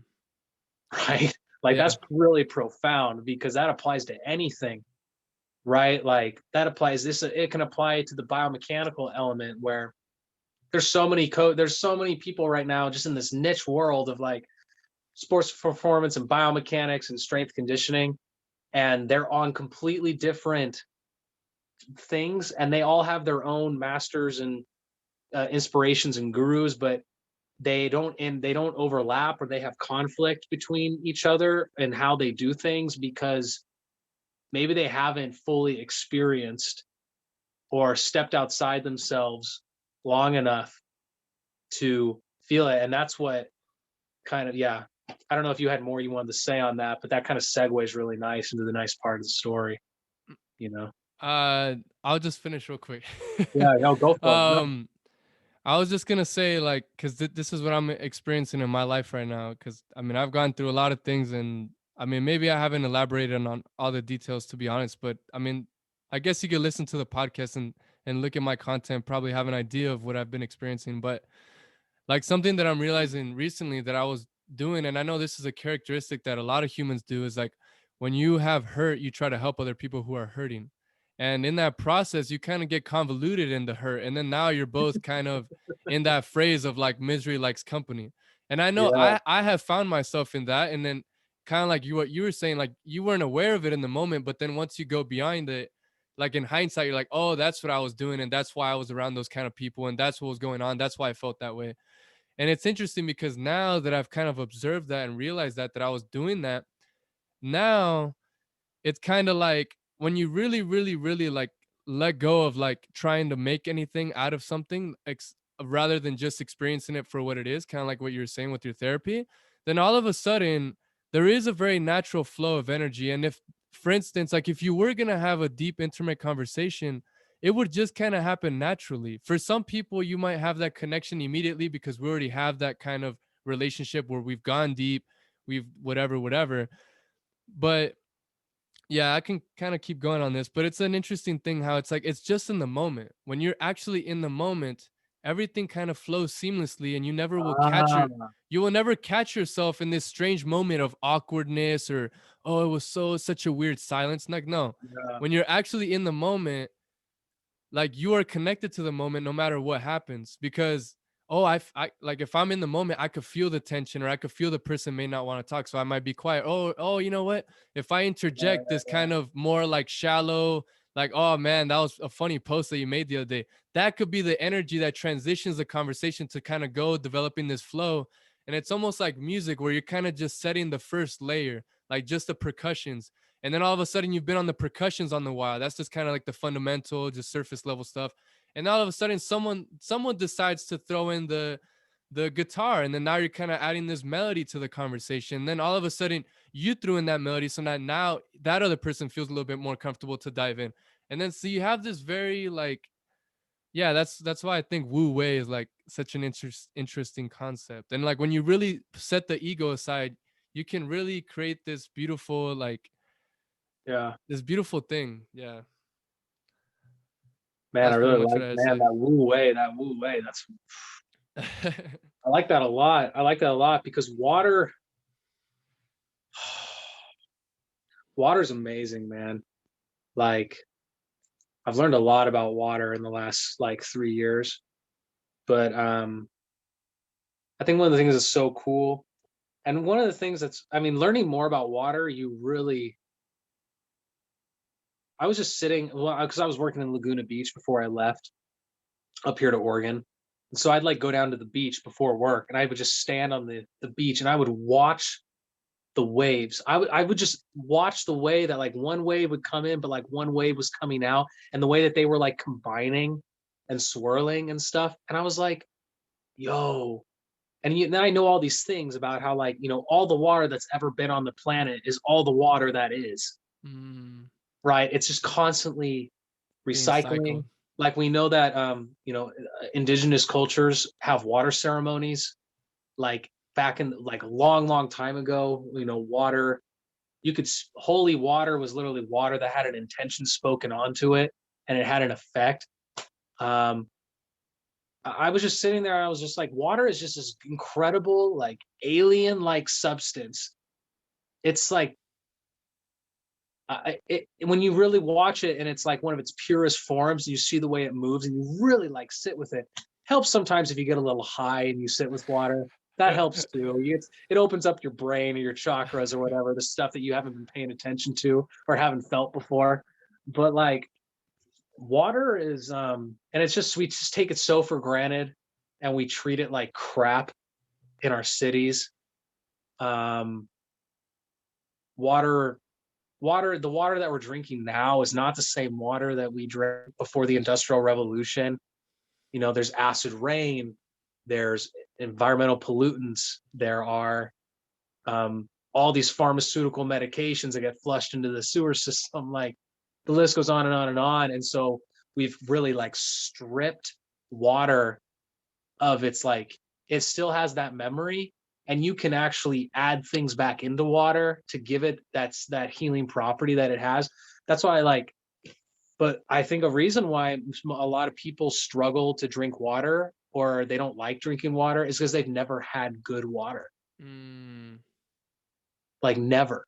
Right? Because even I've done a deep dive on water filtration. I just bought like a really high level water filter that does like 10 stages and 5 micron and remineralization and reverse osmosis, all of this incredible things, which makes this water like so nourishing. But we know literally the symptoms of dehydration cause like so many, you know, problem. I mean, water is just amazing. We could talk about what we do. We should just do a water a podcast. water podcast? We really should do a Literally. water podcast. I guess but one thing that really blows my mind is like the astrology stuff. And Hey, we gotta get that cheers though. We gotta get that cheers on the water line. yeah, of course.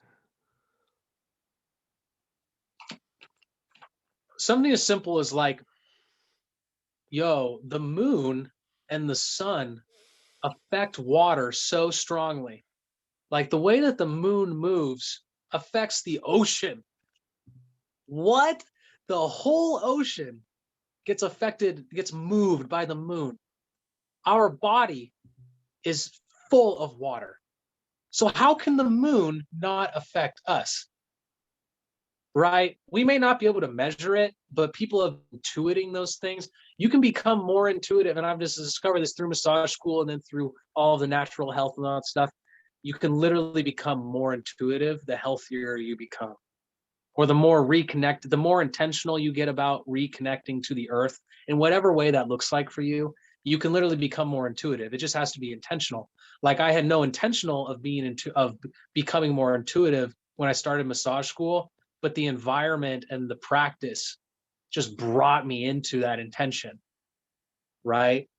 So it's just amazing, man. Like the sun is so responsible. Like circadian health, if you dive into like quantum biology and circadian health, circadian rhythms, the nutritional elements of the sun, seasonalities, the way that seasons affect the human body, but where solar density is high or solar density is low, it's so responsible for like our hormones, what we can eat. I spent about a good year learning about like the sun and the water and how it affects the human body from like a kind of a scientific perspective. But then all of the spiritual stuff starts to make more sense in that way. And so man, that See, and it's so, something just kind of to something that I'm thinking based on what you just said, like, the idea of spirituality and God and religion and all these different things. Like, I feel like honestly, at least for me in my younger age, like it's just like a very like what is this? And you see it all over the movies, and they talk about God, the devil, this, that, angels, prophets, this and that. right, It's like it's just like a very like it makes you feel like in fear, and it makes you feel like it's convoluted and like what am I? And it creates a lot of like this instability when in fact spirituality and religions and all these things are to create internal stability, are to make you feel comfortable with the uncomfortable, or it's able, you can be in a very uncertain moment, but you're able to make this deeper connection that it's kind of like accepting of no matter what happens, it's gonna be okay. But and the reason I bring that up, I'm not even too sure. I that's okay, man. already lost my train of thought. No, I get it. I get what you're referring You to. get what I was think, going for. no, I think you're speaking to something that's very relevant for most. I mean, I think all of us, well, maybe not all of us, I shouldn't speak for all of us, but for myself and our generation is like, maybe when we were born, the internet hadn't taken off yet. Mm-hmm. So people were still, I wrote this down, I wrote this question out. Is reality fixed? And or do you behave as if it is? Mm-hmm. Right? So I think about like my parents are in their late 50s, Mm-hmm. and they were fully formed adults before the internet was even a concept, right? And so you think about when they grow up in like a very certain environment, right? You grow up in an environment that's like the people look, walk, and talk the same way. The religion is, this is the religion, this is the exclusive, this is the interpretation of reality, right? And then but then we all know that it's just clear as day, like we see examples of people using religion to manipulate other people to fulfill their desires or whatever agenda, right? And as a child you can sense that, you can sense when you don't have the words for it, but you can sense when something doesn't feel right, right? Or you might completely ignore that because you are convinced through the fear that if you don't believe this thing, you know, you're going to be damned, or your parents like literally or psychologically drill it into you. Mm-hmm. And that happens, and it's like it's nobody's, I don't know, it's not blaming anybody to perpetuate the problem. It's not about being, you can, yeah, you need to, if you've been mistreated by a religion, you should process it, and you should really like take the time to figure out what that's done to you, because I had to do that for myself. And my existence doesn't, it's almost crazy, like I had this thought before we started, Christian, like thinking about like what's natural or whatever.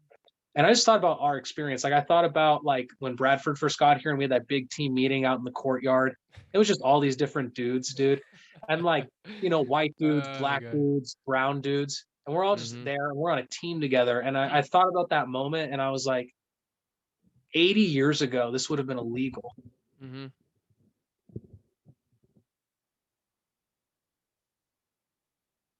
80 years ago, if I would not have participated in this. My nervous system would not have encouraged me to do this. My my upbringing would not have encouraged me to do this. Who am I to say that I'm any better than those people from back then? Mm-hmm. You know, I'm choosing, right? Like I literally chose to leave. And you can take this perspective and apply it to anything. Like I left my home 900 miles away. I went to like a school it's like 50-60% Latino. I didn't even know that, honestly. Yeah, Cal Poly Pomona. Cal Poly Pomona. You hear they just got like a $40 million grant From some donor, right? from Mackenzie Scott, Mhm. Jeff Bezos' ex-wife, Oh because shit. Cal Poly Pomona is like one of, apparently, I mean, they serve like the most, Mexican American students like in all of Southern California. They're responsible for the most social upward mobility for the people who graduate, which makes sense. If like you're a first generation student and you go there and you graduate, like, and you get like a good paying job, like that story is pretty common, Mm-hmm. you know. So I mean, but that's like, this is like the LA and like like where I live right now are such different realities from a structural perspective. And like my relationship, with Deirdre, who's Chicana, who's first generation, who's like, we are so different. But this goes back to like, we're also so connected by something that's greater than both, not greater, but it's just something beyond our understanding, like love Mm-hmm. and connection and trust. And well, I mean, we have a shared language, which is really crazy to think about. Like, she's bilingual, so her brain works in a completely different way than mine does. I only know one language and she knows two. So like, I would say it doesn't mean that I like, just because I can talk and really articulate English really well, that's what my brain's meant to do. I can't hold a conversation in Spanish like you can. Christian, I would say that your brain is more adaptable and stronger than my brain. Like, because you can actually exist. Like, you can fully exist as yourself in two languages. I can only fully exist as myself in one language. I would Right. say I would have some limitations for sure. My Well, Spanish is not up to par with my English. you could live. You could Mm-hmm. live your life. You could live your life. You could survive. You could build relationships like with Spanish. I can't do that yet. But then we get into the weeds of communication, and like 80% of it's nonverbal, and like, if you really focus You would on still it, get around. You would you would still get still get around in around. Like, you'd you'd get figure it around in out. Mexico. You would get around. Technology helps. Technology helps a lot, but that's what it's been so wonderful. Man, like, I just have so much respect and just admiration for people who speak multiple languages, who had to assimilate to this American culture and go through a lot of trauma to do that. And that was not, and that's a part of their story now. And like, I mean, I went through my own stuff, but it wasn't anything like the kind of, it wasn't, I haven't experienced the level of, I've just experienced different things, Mm-hmm. but I also have not had like, other than like, maybe like, uh, it's like, like, I'm a straight white guy from the middle class. Like, the government hasn't been after my people, Mm-hmm. other than like 200 years ago when my family left Germany, because of a famine or something like that, but when they got here, all the indigenous people got moved and the government gave them land. Like, what the fuck? Like, and their descendants are still here, and there are people being moved from southern sections of this continent upwards for reasons beyond their control, or for reasons within their control. And I guess I come back to this thing where it's like, I feel it's just dumb luck that I was like born during this time. Like, it's just dumb luck that I'm in this body. Like, I had no control over the body that like, the church, and like, there are definitely forces at play which try to convince you that certain skin colors and certain ways of life are inherently better. Because you were born in this situation, because you are in this situation, you are better than some other human, right? But it's just dumb luck. And it's like, what do you do with like the privileges that you have? And it's, how do you like conduct yourself like in the world, or not even in the world, just in your family, in your community, in your neighborhood, at your school? Like, what's the future that, because you're either you're an unconscious or you're a conscious creator of your future. Mm-hmm. But then like there's like levels of consciousness, like how much am I really in control at all? But that's like a whole other thing. But like I have some kind of want to keep going on that. Yeah, keep it going, dude. Like oh, this has been fun for me. Well, not fun. It's like a challenge in my family for sure. But just like reprogramming binary thinking, reprogramming binary thinking, and just or like just a binary existence because you know good and evil, right and wrong. Uh, It's some of these things do apply to mechanistic tendencies in our existence. It's very there the good and like there's a you, right and wrong way you know what to you know what I'm immediately thinking right now? yeah. The reason our society functions so much on this polar end of good and bad, and we don't really talk about the gray, is because the gray I don't think is as profitable as the absolutes. 100%. I'm Like for glad you said it. instance, I was for, going to. I didn't want for to, but you instance, did. dude, like for instance, something like breathing, something like massaging, something like learning how to grow your own fruits and vegetables, something like learning how to know if this water is potable or not. Like these things are not really things that are like really profitable. Oh no, Or I'm like broke. so I'm broke as fuck. that's why there's this lack of intimacy between the mind, body, spirit. That's why we're all kind of scattered, because all that we think about is the system. The system being you go to school, then you graduate, then you're looking to get a job, and then you're looking to get a family, then you're looking to have kids, and then you tell your kids to do the same thing that you did. And so there's this lack of intimacy of the Which is internal self. better, which is better than than dying in the street. Exactly. Yeah. So Mm-hmm. it's all from the perspective of like, but then it's so funny because then, it goes in cycles, right? Like people, you go from survival to like a homeostasis, but then there's injustices in that homeostasis, and then they're willing to go die in the street to restore that. Does that are you following me? Like I'm thinking of like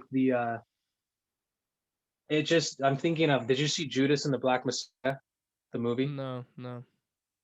It's a really man, it's a powerful film. But it really does just follows the Black Panther Party and just like the inner wars and the inner conflicts of the people who are experiencing that movement, and like what was the destined, like what the goals and the challenges were so different for each person who was involved in the same office building for the same movement, but each one of them had their own journey as to where they wanted to take this, or to how it was going to impact their survival. So like I think the binary is really useful for survival, and the binary is very useful for basic stuff and like mechanics, but it's not so useful for complex organisms and human relationships. Mm-hmm. And even thinking about in my own family, um, one of my sister is non-binary, gender non-binary, and um, that's been like an absolute trip for my parents, right? Because I laid some context out for them, right? They grew up in a binary world, so it's not that they're bad people per se, that they don't believe in a non-binary gender identity. Mm-hmm. There's a shitty quality to continuing to latch on to your current beliefs because you'd rather hold on to your beliefs than like love someone in your family for who they are. There's some conflict there, right? But that's not, you don't change a belief by, you don't change a belief with like more anger and more violence, right? But there's been like spending time with Mo's my sibling, Your brother? my sister who is like transitioning. Mm-hmm. they have shown me some incredible YouTube channels of these non-binary people and non-binary thinkers, and how they're creating incredibly thoughtful, inspirational, artistic content that is so good. It's so good, bro, and it's free. And two of the people, and maybe you can, I'll send you links to them after the show, but the two channels that I really have loved are ContraPoints and CJ the X. And they're two, and but they do they do these like video essays that are like that are so about certain topics that are very artistic and very thoughtful and incredibly provoking and engaging, and really change the way, if you're open to it, they'll really like change the way you kind of relate to like non-binary people and like that perspective of the world, right? And it really does, get you feeling like, wow, we are like transitioning as a society to something. We don't know what it is, but we are like this is like a definitive moment in time, like a period in time where like the smartphone technology became mainstream, and it's like fundamentally changing, it's like fundamentally transitioning people's bodies, emotions, their mind to something. Whether or not it's healthy or not is up for discussion. It's a both and, right? Like you can simultaneously use YouTube to completely change your inner world and the way, and like learn how to do stuff in the outer world. And you can also get caught up on Instagram mindlessly scrolling for 5 hours a day, which is not going to enable you to do any of those things that you wanted to do. It's just going to destroy your energy. That kind of brings me into like my you said like, what's your message for the human race or whatever. That's not my, I have I have like two quotes that are combined. I kind of combined them because I thought they went well together, but I don't necessarily have a message for the human race because I think that's kind of presumptuous. Like I just have a message for people who like are open to it, I guess, or who like you and me are having a conversation, like you're going to be open to the message that I put out. Maybe someone who listens to this will look back on it in 15 years and be like, man, maybe that was a really good message for the time, and I'm going to pull it up right now. Okay. But I think it has a lot to do with okay. Is my camera still on? No. Okay. It just says your name. Okay. Let me see. You mind while you're doing that, I'm gonna go use the bathroom real quick. Yeah, man, absolutely. I'll be right back.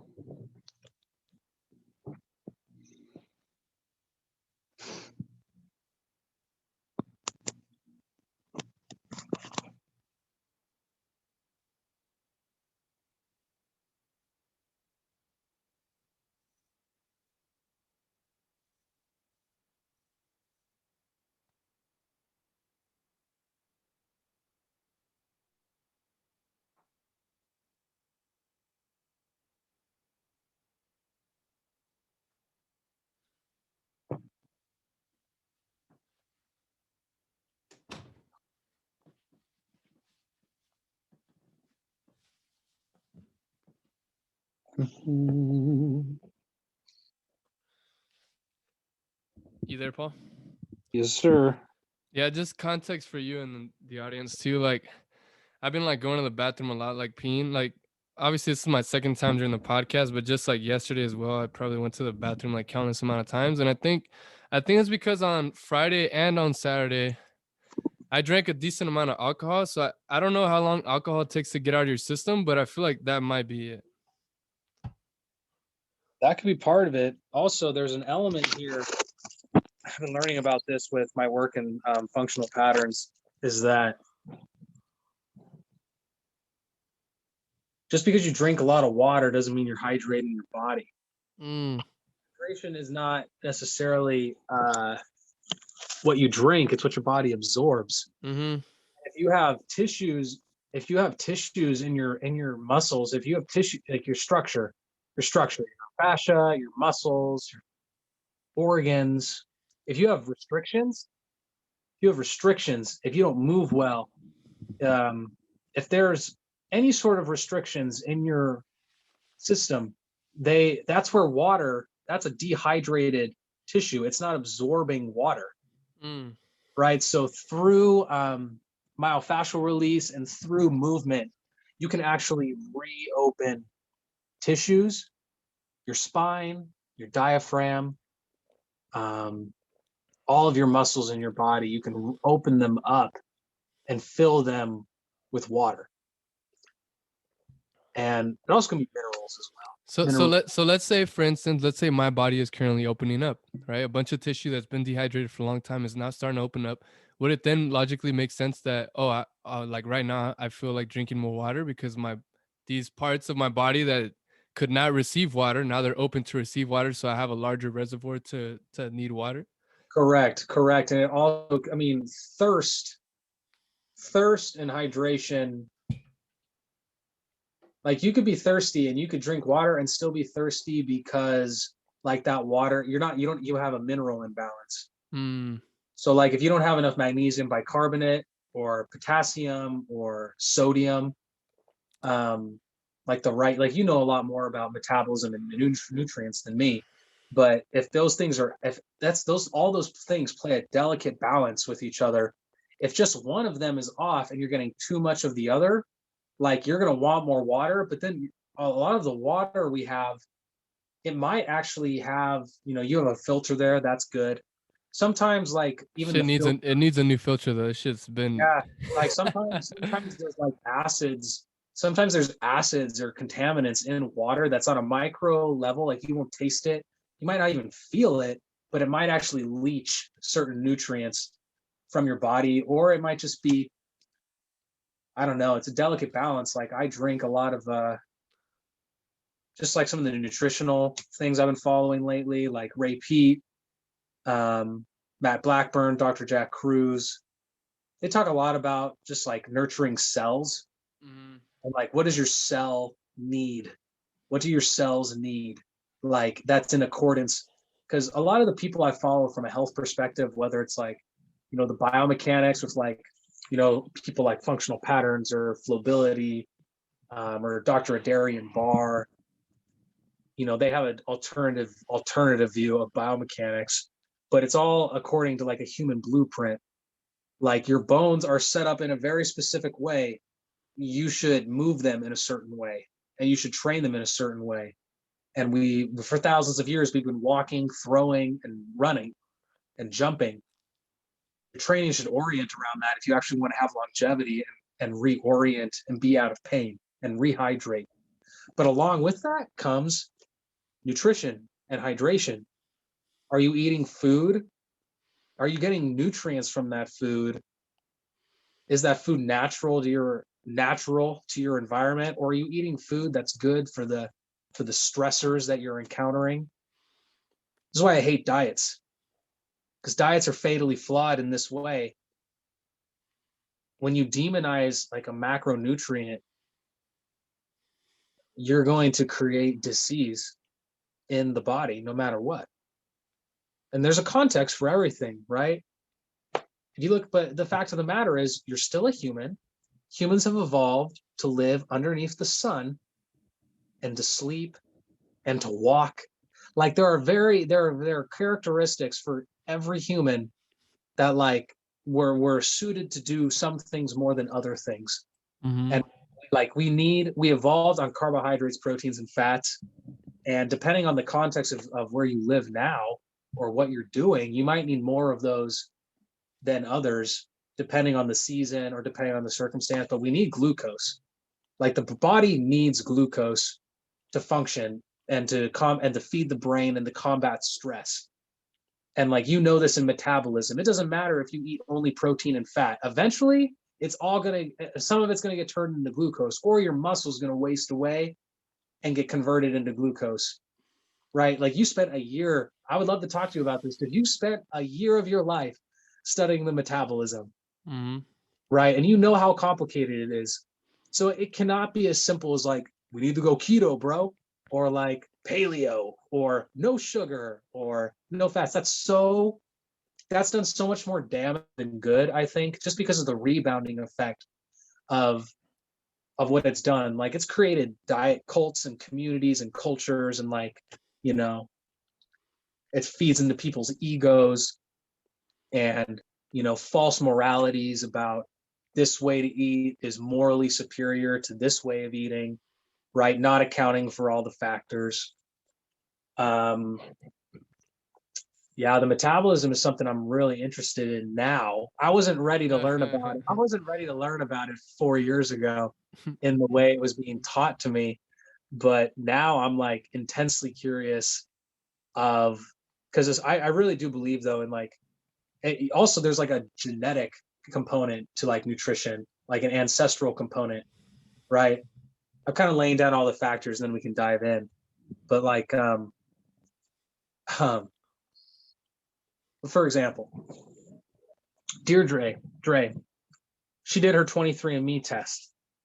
There are 700 generations of her matrilineal DNA that's here in like North America and on Turtle Island, Central America.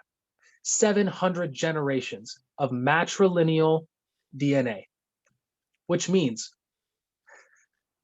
her entire bloodline evolved in basically a tropical environment, ate lots of food in that environment, had that sun exposure, right?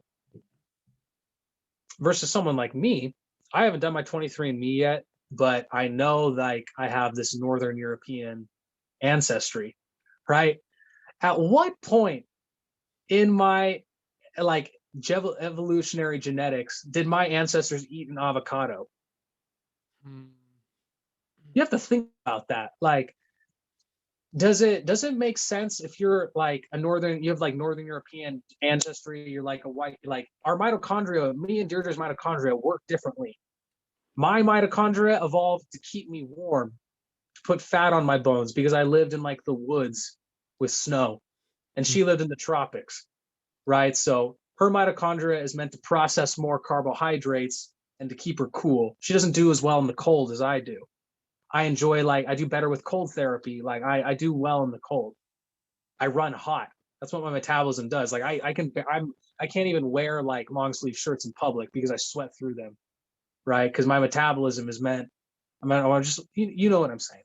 Mm-hmm. So does it make sense for someone like me, if I live in like Boston, to be a fruitarian?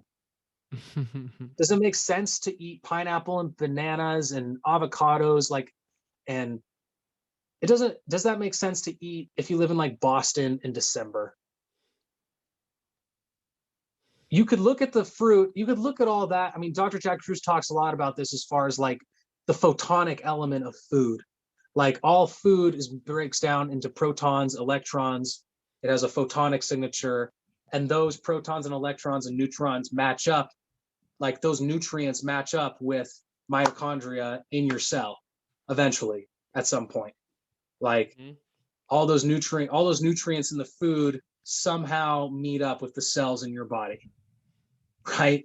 And those cells and the metabolism, like there's certain, I don't know the science enough to speak with authority on it, but I can feel and understand the concept as like, okay, when the sun is hot, when the sun is really powerful in the summertime and stuff grows, stuff is growing, cars are growing in the summertime. We are spending more time outside. Therefore, we are in more synergy with that food at that time, right? Versus someone who might be eating a lot of fruit, like if someone's eating a lot of tropical fruits and you live in like Saskatchewan in December, you're probably going to put on some body fat because the glucose and the proton and the neutrons and the photonic signature is not going to match up with what your body is receiving from nature at that time. So there's a mismatch, right? Even though we say bananas are healthy for you, pineapples are healthy for you, strawberries are healthy for you, but in what context? And also, were those pineapples, grown with like sewage water and have pesticides sprayed all over them, right? That's why this takes me all the way back to that nutrition class where the girl asked, are eggs good or bad? And he didn't answer the question. He did answer the question, but he should have answered that question with like 30 questions. And that would have taught everybody in the room so much more than like this binary question of, is this egg good or bad? You really have to look at modern life. Modern life, we have so many stressors in modern life. Our electronic exposure, the EMFs in the power grid and in Wi-Fi, we have stress, we have traffic, we have exercise, there's so much, man. It's really overwhelming to think about and to do your research on because it can overwhelm you.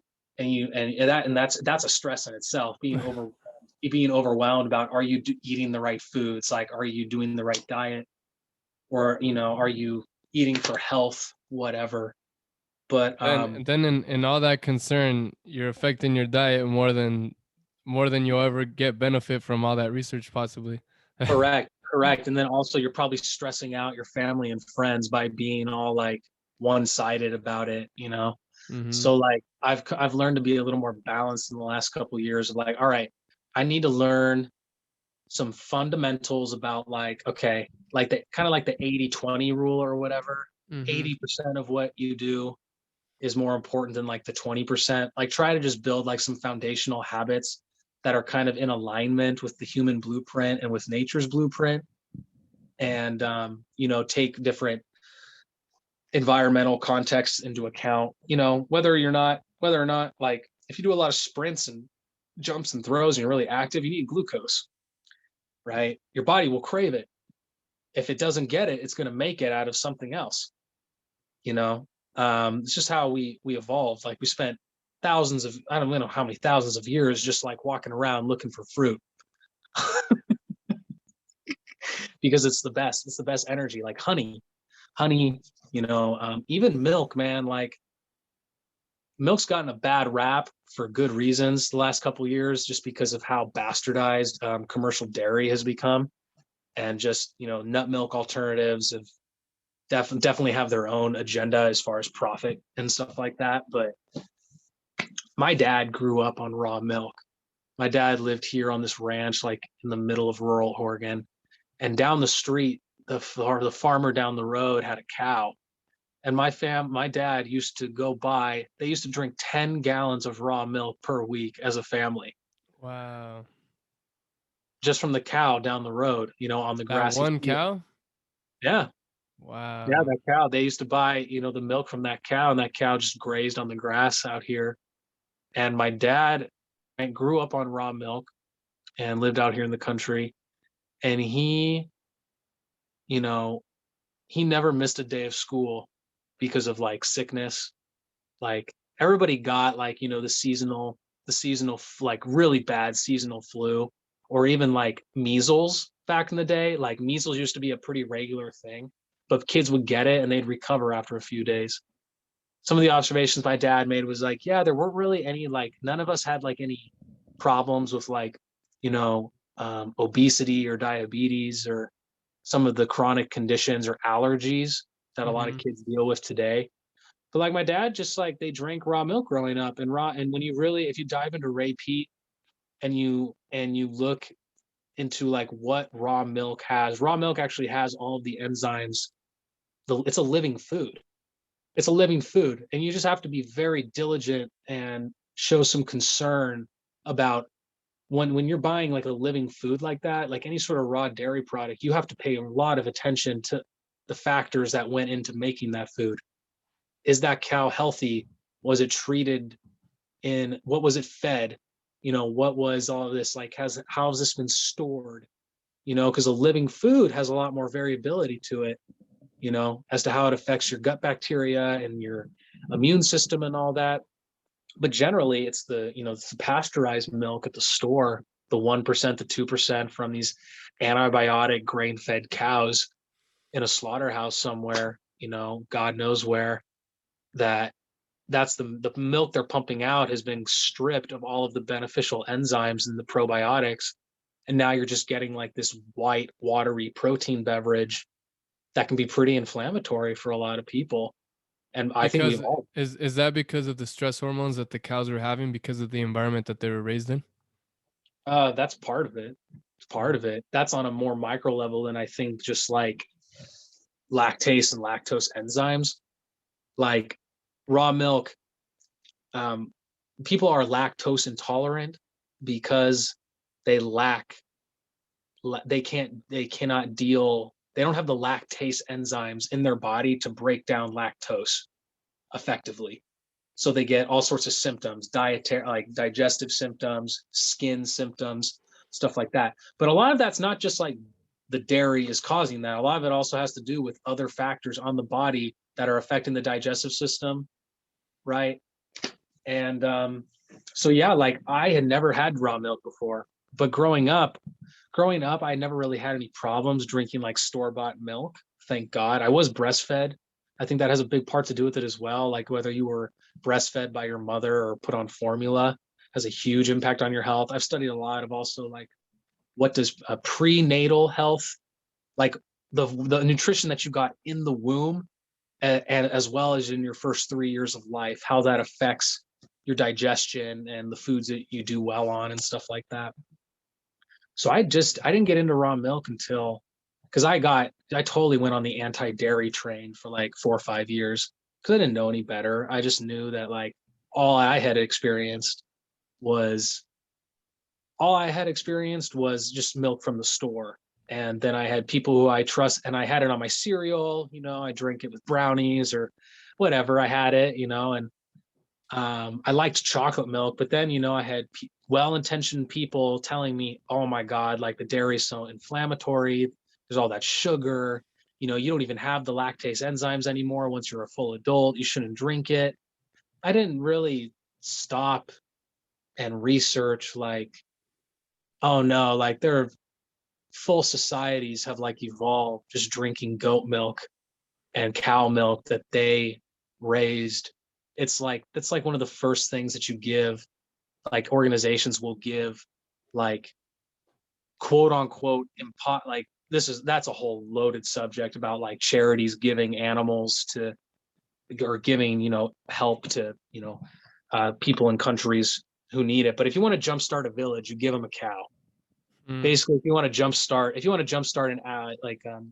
a group of people, building up their agriculture or their ecology or their nutrition, you give them goats, cows, chickens.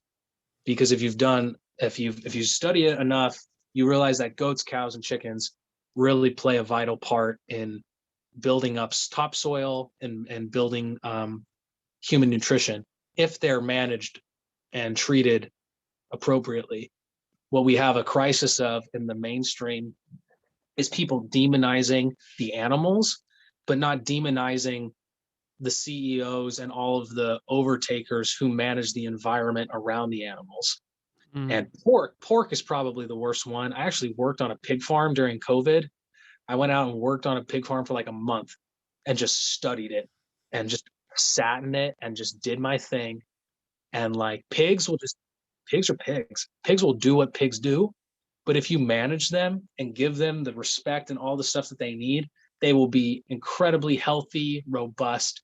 They will not abuse the earth. But if you don't do that thing, give animals the things that they need to thrive and to actually, it requires like daily management and rotational practices, all this stuff you can look into. It's not possible it's possible on a very small level, but land access is an issue. That's a socioeconomic, racial, systemic issue as well. Feel like I'm getting back to milk. I started drinking raw milk earlier this year, and like I had no problem digesting it at all. And what's really crazy, Deirdre, she's been lactose intolerant forever. And we were drinking like coconut milk and oat milk and soy milk and just trying all the different nut milks. We still felt like crap. She found a lady through her mom's work that has a goat that milks the goats, and she was getting raw goat milk. She started drinking that, and it actually helped her go to the bathroom more. It did not hurt her digestion at all. It actually improved her digestion. And it was really, she would combine, she does like goat milk, cacao, and raw honey, like in a shake. Like that's a legit milkshake, dude. Yeah, that sounds fun. Forget this McDonald's shit, like high fructose corn syrup, fake colors, flavors. No. A real milkshake, like whole milk that's fresh and raw, honey and cacao. Like most people have never tasted that. They've never experienced that feeling in their mouth and what that can do to your bodies. And you start small. You don't start with like a tall milkshake or like a gallon a day or whatever. I started off on like 2 to 4 ounces a day, just so I was like a shot glass basically. I did that for like a week just so I wouldn't freak anything out. But I wanted to give my microbiome in my gut that time to kind of acclimate, I guess. Be like, whoa, what is this? And like, raw. So now we're like really into it. We're looking. I started getting like raw cow milk at Sprouts. Haven't found a cow yet in LA that I can trust or that I've built a relationship with. But the raw milk from Sprouts has been really good. It's a full I've been doing like that. I don't like cheese, but Deirdre started doing like raw cheese, and that's been like amazingly delicious and really, really nice. Basically all the problems that we were told that we would have consuming animal products, it's just not true if you consume the right animal products, right? But that's why I'm so passionate about that egg question, because nobody's asking, well, like, what kind of egg is it? That like a pastured egg, like an egg that comes from like a happy, healthy chicken from a green pasture, like in my backyard, you crack that egg open and it's got a dark orange yolk. It's got a dark orange yolk. It's got like a very like bouncy, like almost like tan egg white. It's not just clear. It bounces in the pan and it stays like this because the protein content is so high. It doesn't like hit the pan and like an egg that you buy in like a dozen eggs at like Winco for like $1.50 or something like that. You crack that egg, it's like a pale yellow yolk. The egg white just splatters all over everywhere. All over the place. That egg doesn't have like I've done research on, like, I think it was the University of Virginia in 2010. They did like a pastured egg from like Polyface Farm, from Joel Sutton's farm in Virginia.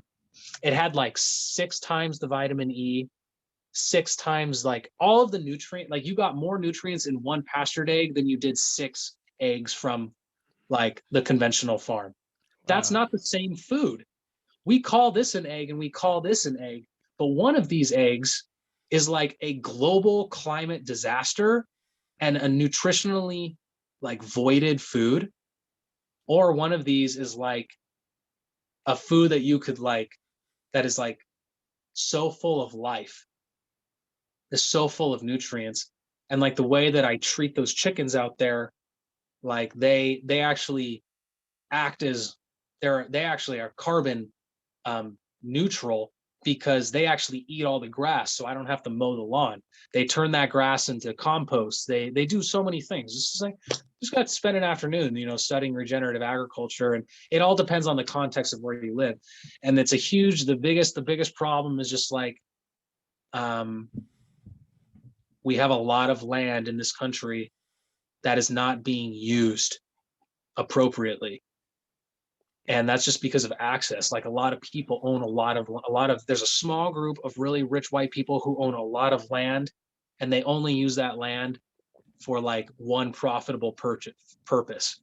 And that creates the monoculture, that creates the topsoil erosion.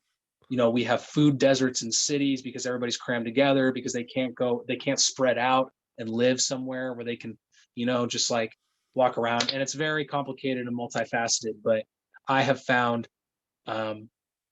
animal products. I'm not a vegan.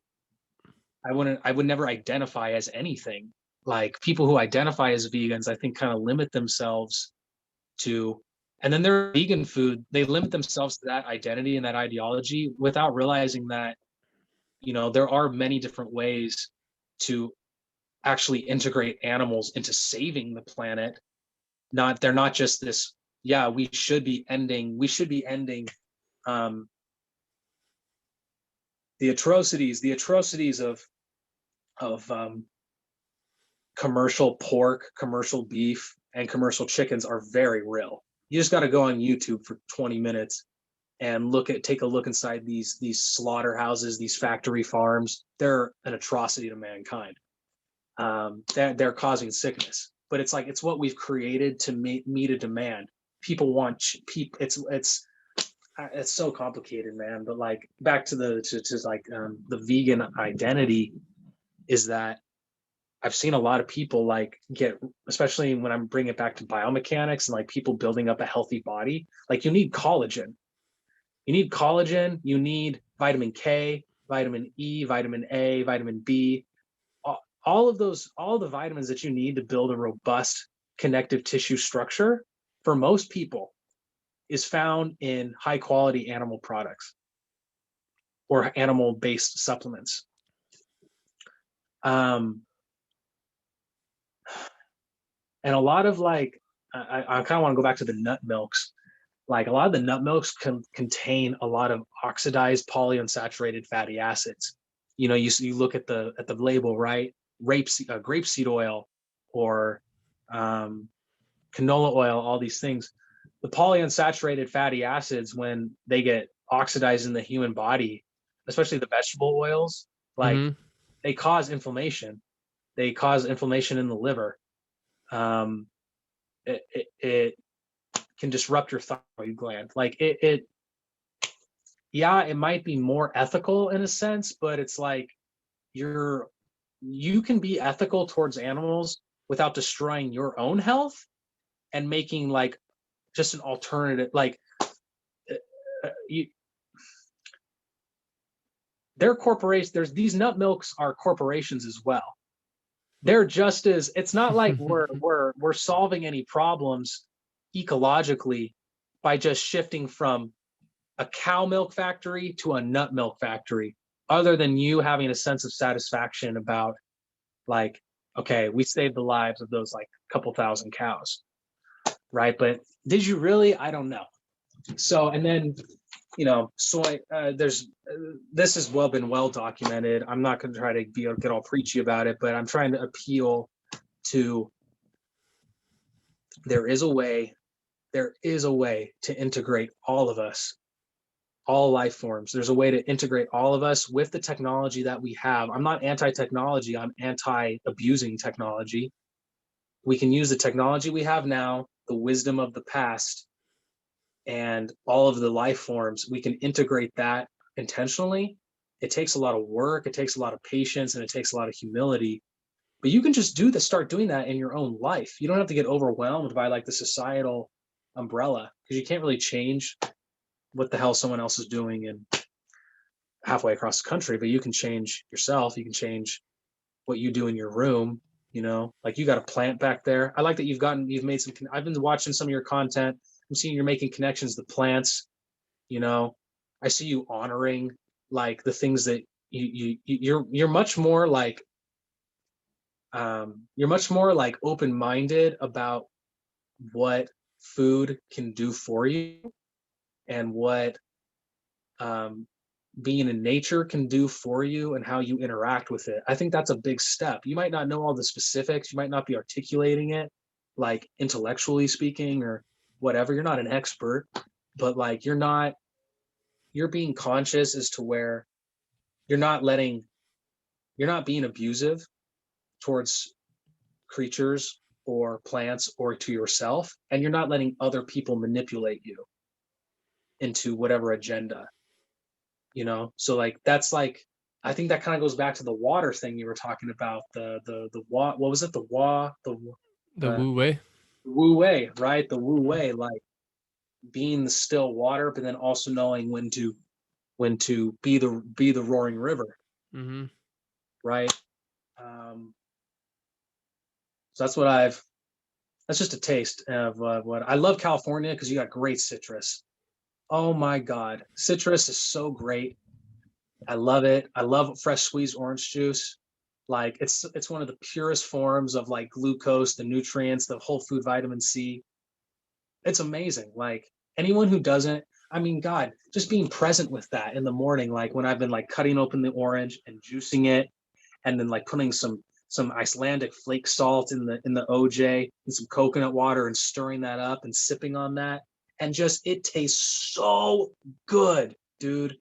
And like that has brought me so much joy, making a glass of fucking orange juice. Like, come on, man. All right, so Come. real quick, I mean, the audience comes from different parts, but I guess California, but also, I mean, you've been around the United States quite a bit. What would be your recommendation in terms of like store to go to buy good food products, or maybe your advice for like farmers markets or things like that? We've been talking about all these things of all Yeah, the things you just mentioned. So what's something maybe practical. practical? I mean, you've already mentioned a lot of practical tips for the audience, but in terms of like actually purchasing food, what's like practical advice for maybe someone who may be listening?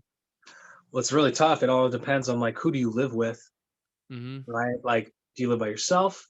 Do you have like total control over what goes in your pantry or your fridge? Do you live with your family? Do you guys cook together? Do food is really emotionally tied to a lot of things, to a lot of customs, culture, tradition. It's really, and it's taste. And this, you probably have dove in this a lot. Like people's taste buds change based on what they've been feeding themselves the past few years, right? So, and the food industry is really good at making hyper palatable food that like issues a dopamine response and triggers like an addiction to a particular food. So trying to change a lot of what you eat overnight in one fell swoop is just a recipe for either, if not, failure, then just some emotional blowback from the people in your family. Mm-hmm. I would definitely, and I've learned that a lot just from my experience in alienating people and being too righteous in one way or the other. So I just think about adding. Now I'm all about just adding in. Like stop buying. Think about the worst thing. Think about not the worst, but think about like probably the most destructive nutritional tendency you have, and try to cut back on that, and then add in like something that's going to be really packed full of nutrients.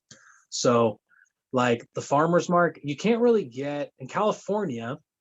In California, you can get raw dairy products at like a Sprouts, Mm-hmm. um, and they're really high quality for the most part. And you just have to experiment a little bit. If you like, for example, right? Uh, Deirdre loves quesadillas, Mm-hmm. loves them. But a conventional quesadilla is like what, like a white corn tortilla, and then like the bag of shredded cheese from the fridge, and you melt it and stuff like that. There's a lot of preservatives in that. Like it's delicious. It's gonna taste really good. Like you and your family might bond over that, and you can still do that. what we did, what she ended up doing was, instead of like a white flour tortilla and like the bag of shredded cheese from like Winco, she got like a cassava tortilla, which had less preservatives, and it was a grain free. It was like a wheat free, flour free tortilla. And then she took the raw cheese from the Sprouts and like sliced it and melted it. And that quesadilla was so much tastier than the first quesadilla. So we actually enhanced the family practice and added in nutrients. So it's not about coming at it from a place of guilt or negativity or fear. We need to stop eating this. It's bad for us. It's not good. That is all true. But for human purposes, for change psychology purposes, for feeling good about making the decision, you have to just, I think it's like, you have to show someone like, hey, can we try it with this? I bet you'll like it a lot. It's like, they'll be like, oh my God, you don't even have to tell them that. You can just do it and then give it to them and they'll taste it and they'll be like, wow, this has so much flavor. Like, and it didn't like, make me, I didn't feel that pit in the bottom of my stomach, 45 minutes after eating it. Think about how many positive things we just introduced, in that one scenario, even if it's like, maybe you supplement with like whey protein or something like that. You could, like, this is what I do now. I used to have like, grass-fed, I used to have a grass-fed whey protein powder, and I'd make that for my like workout shake or just for like a meal replacement, Mm-hmm. I don't buy the protein powder anymore. I just make sure I have a gallon of raw milk in the fridge, and I know that's like a complete protein. Protein source. It's got the fat, it's got the protein, it's got the carbohydrate, and they're all working together with vitamin K, vitamin E, vitamin A. Then I blend in cacao, which is better than like cocoa powder processed with alcohol. It's better than like, if it's raw cacao, you're going to get magnesium, you're going to get stuff. And like, I buy like my cacao, I bought like a 5-pound bag of raw cacao on Amazon for like $20. If you go to like a Whole Foods or a Sprouts, they'll give you like a tiny little container and it's like $9, right? So you can buy stuff in bulk. You could even, and then like honey, man, bees are so important.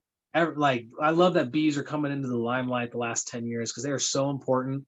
And honey is like such, I don't know, have you studied honey at all and like looked at how awesome of a just recently that same dude who I mentioned earlier, Saguru, I think that's how you pronounce his name, but he's a spiritual teacher, but of course he talks about nutrition too, because that's such a important thing. And he was talking about how honey is actually very similar to how our blood looks like I think from a scientific point. interesting. Yeah, and he was saying how like there used to be a tribe that would basically consume like 3/4 liter of honey before they would go out to like hunt and gather whatever.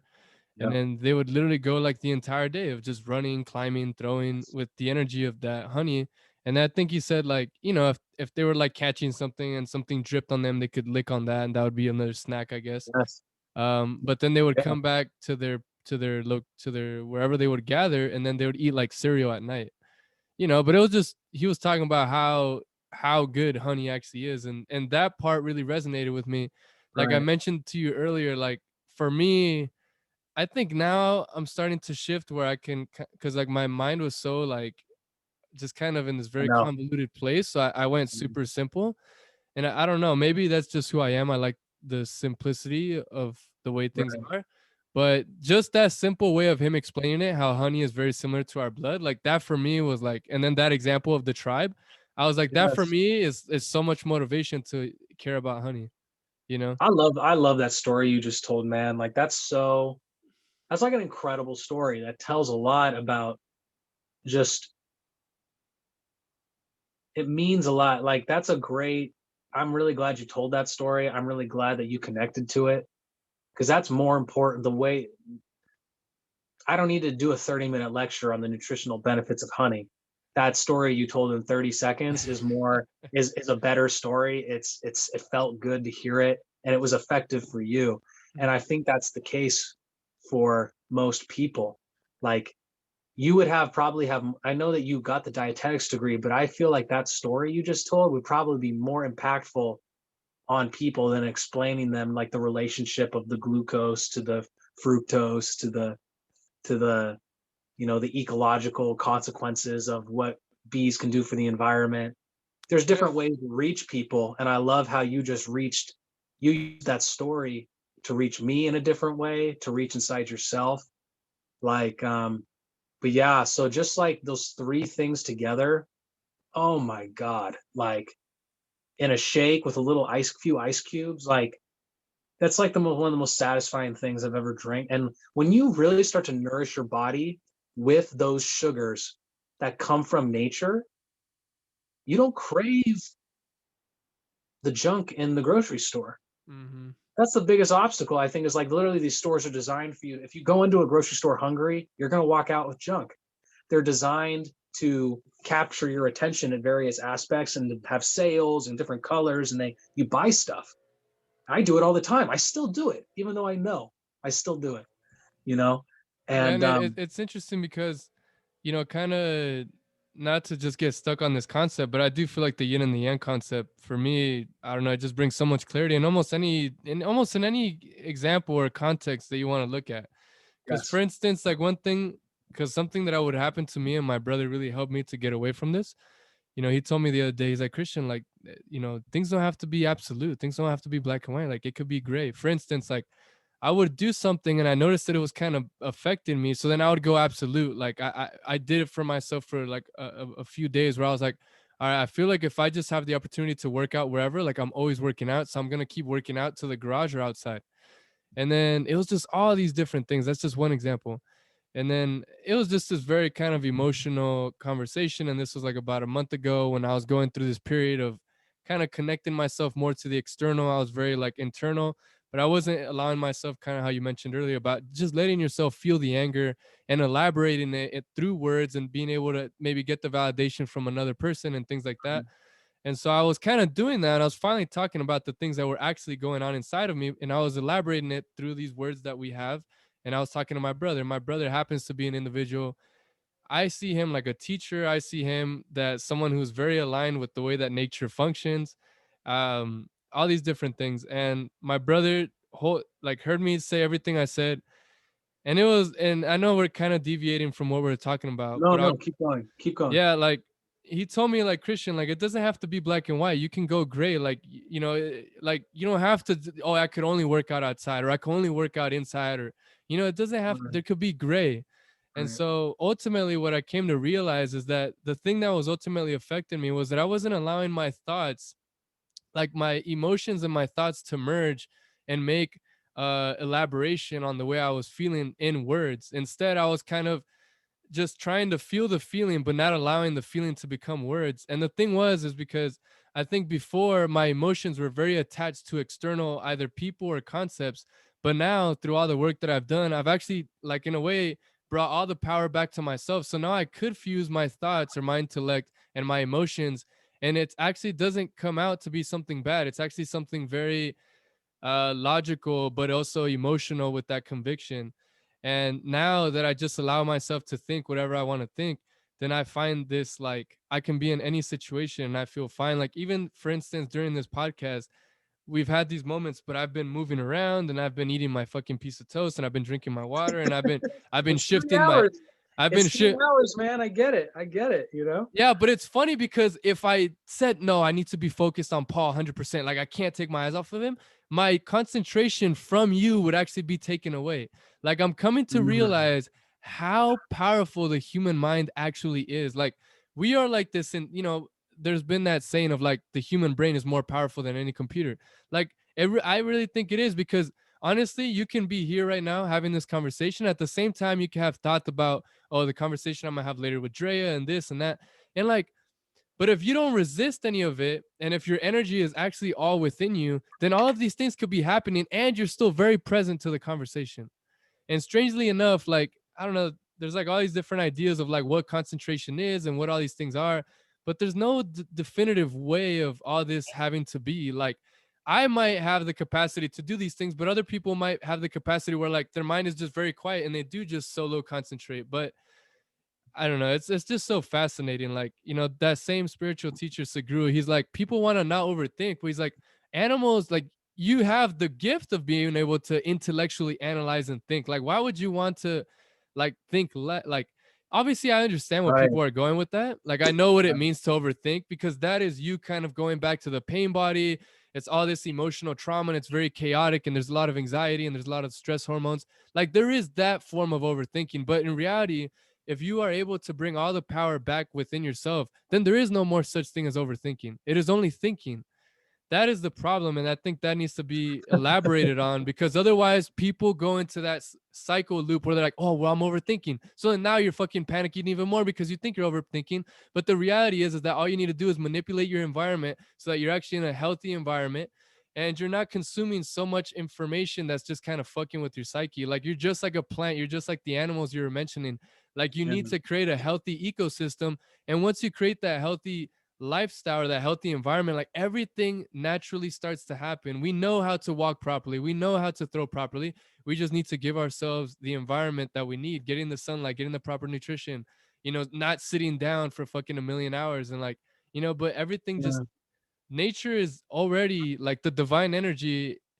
It just is divine. You don't necessarily need to like, it's not this thing where you need to like have the perfect, everything needs to come to balance in this perfect moment. Like, no, everything, nature just works in like this perfect, imperfect way without anything.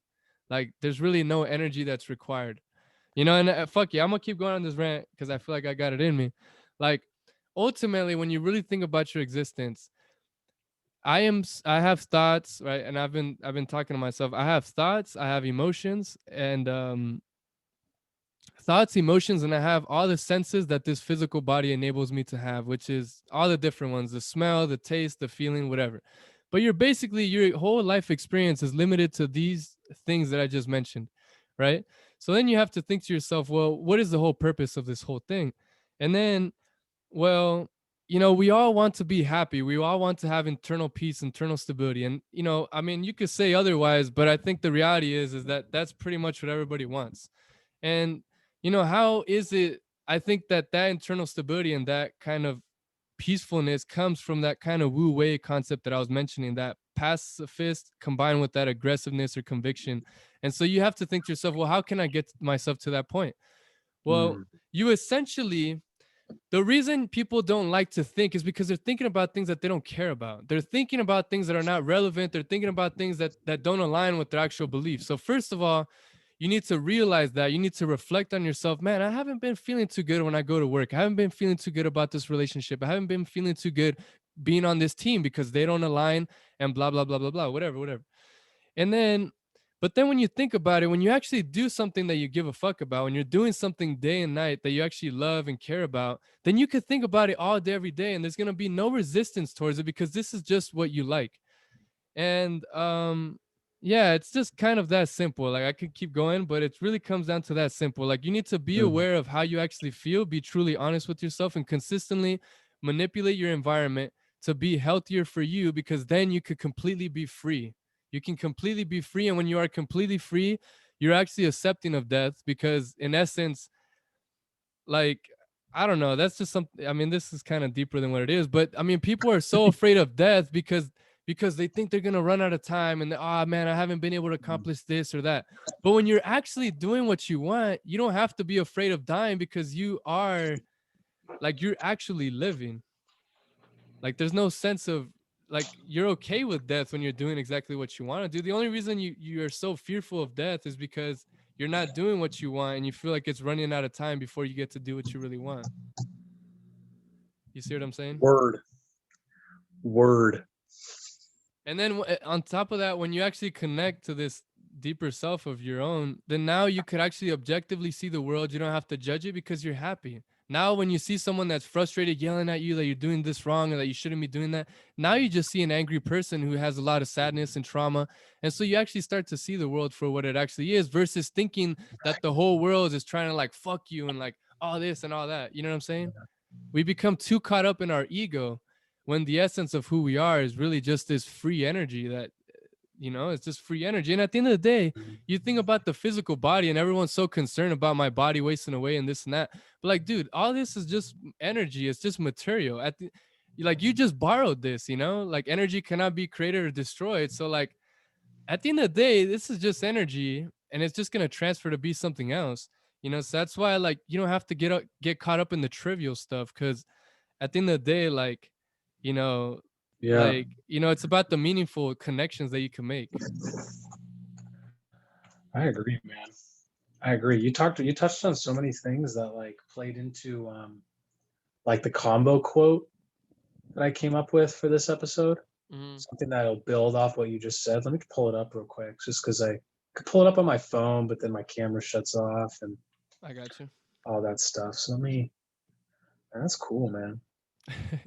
That's cool. And we have to. And real quick, I wanted to say this, but like what you said about like me saying the thing in a simple way could possibly resonate really deep.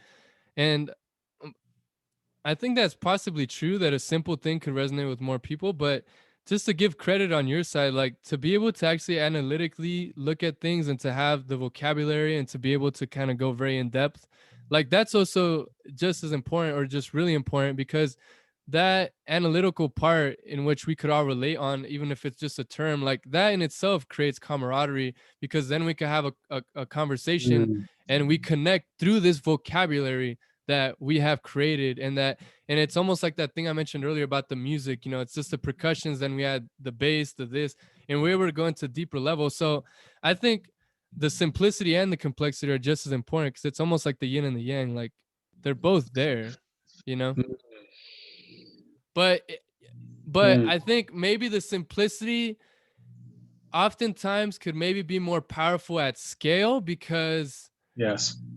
because I mean, let's say for instance we keep the analogy with the music, like not everybody knows how to play chords and how to also throw vocals on it. Like not everybody's at that complex level, but A if you drum. have, yeah, whether you have the complexity or not, everybody can understand the simplicity. Maybe not everybody could relate to the complexity, but everybody could relate to the simplicity for the most part, I think, unless you lack that Mm. emotional intelligence, which then takes you to the opposite, which maybe there are some people that can't relate to simplicity because they lack that emotional intelligence. So it almost seems like exactly what I said. Like you can't really say that Yeah. one is more important than the other. Have you listened to Ram Dass? That name sounds familiar, but So Ram Dass, I like Ram Dass a lot. He passed away last year. He was like in his late 80s, and he was like a Harvard. He was like he's kind of like a psychonaut in a way, like a cosmonaut. He was like a Harvard PhD clinical psychologist who brought LSD to Harvard and started researching it, and then he got fired because it was like the 60s. He went to India, met a guru, and came back. I mean, basically the last 40 years, he's been a spiritual teacher. And he had a stroke in 1998, which limited his ability to speak. So for the first like 30 years, he has all these recordings where he's like young. He kind of sounds like me a little bit. He's kind of more high pitched. He's really intellectual. He's really diving deep into the complexity, and it's very verbally dense. But after he has his stroke and he's in like his 60s onwards, he is much he feels he has the spirit inside of him, but he only says what is simple and what is necessary, and you can see the depth of it in his eyes. And that stroke really changed his life in many ways. Like, but he slowed down, like his voice deepened, and it's felt a lot more. It was felt it was felt profoundly when he was younger, but it was much more like heady and talkative, right? And I really love the contrast. Like I really love listening to his early stuff, but then like it was funny. Me and Deirdre were listening to him in the car, and I love listening to his earlier stuff, but she doesn't resonate as much with his earlier stuff. She finds it kind of annoying. She just likes the guy she likes the guy who's a little more slow, who's a little more deep, who's like thoughtful. And they've taken some of his like main messages and they've put them on like instrumentals for music. and he has like an album on Spotify. It's just called Ram Dass, and it is it's so beautiful, man. Like it's like one of my favorite things to listen to, because it's like this older, wiser Ram Dass, and his messages like tied in with music, and like it's really like you can feel it, it's like really primal. But I have my quote up here. I don't know if we want to close or if we want to maybe, Yeah, we can do that. Let's do it. why don't we go ahead and close? We've been going like 3 hours, so Yeah. we'll have to Hey, we'll have to put a pin. we Let's by put a pin. far. Are you sure we're at 3 hours something? I mean, it's 3:00. Okay, so if that is the case, then we broke the record for longest podcast on this podcast. Honestly, we can keep going. I stopped at the spring of 2019, and that's where things really started to change. But we'll have to pick that up at another time. Yeah, because that's when I really got into biomechanics, and I have some really great stories about what I experienced in my body, and some of the and then COVID, and how I went to Georgia and coached and came back and all that stuff. So I'd love to do that, and maybe the next time I see you in person, we'll have to talk about all of that. That would be cool, because we got a lot of catching up to do. Like just one-on-one. We could basically consider this 3 hours like relationship maintenance. Like we haven't changed the oil in 3 years, so we had to take our relationship into the auto body shop, for like 3 hours and just get some work done. Definitely. So this really ties into what you were talking about a few minutes ago. And this is just my message to you and to other people and to myself. The vast majority of your thoughts are not special, insightful, or leading to solutions. Most of it is white noise, repetitive loops of worries, analysis that draws the same conclusions, passive-aggressive conversations, and Game of Thrones scenes. This burns energy, bleeds focus, reinforces your old rigid beliefs, and most importantly, takes you away from the present moment. Treat thoughts as a utility to use when needed, and learn to shift your focus to what's real and immediate. Your breath, the sounds around you, your body sensations, the movement by movement sensory experience of being alive. This yields so much more than chasing thoughts around your brain. This brings relaxation, joy, connection, and immersion into your life. And then the second part of that. And then one day, you'll stop chasing and you'll just send the email, sign up for the class, buy the groceries, or make that phone call. The reality is, it's not one big step that will change your life. It's a small step that you take again and again. Damn, dude. That was awesome. It's really speaking to me in this moment, Mm-hmm. That's what it is, man. Yeah, because sometimes, like, to be clear, like with podcasts and stuff, I really resonated with the quote that was like, the part of this where it said, a lot of your thoughts are just analysis that draw the same conclusions. And I'm definitely guilty of that. Like in this talk, like I kind of synthesized a lot of what I've already talked about or thought about a lot, even though I might not have shared it to you in that one way. But our next conversation, I'll definitely have to ask some more questions. But what I've noticed in the podcasting thing, like space, because I don't know if I've ever told you this, but like from 2014 to today, I have listened to over 100 days worth of podcasts. Think about that. That's 100 days, 24 hours times 100. So that's a synthesis. 240 hours, no? That's 200 and right? 240. No, it's 2,400. Oh yeah. yeah. 2,400 hours of like headphones in my ear, listening to other people talk. Mm-hmm. I've listened to podcasts, whether they be informational or entertainment or audiobooks. And I got into this habit where I was listening to these things for like 4 or 5 hours a day. And I was listening to them to like cope with just like, I'm just going to keep learning and keep learning, keep learning, right? And absorb all this information and not, and I was doing it to really like distract myself from a lot of elements of my life that I didn't really like, that I wasn't dealing with. So that's why I chose this quote, because when you listen to that much podcast, you start to see the patterns of the people doing the podcast themselves, where they don't really, they run out of things to say, but they keep talking.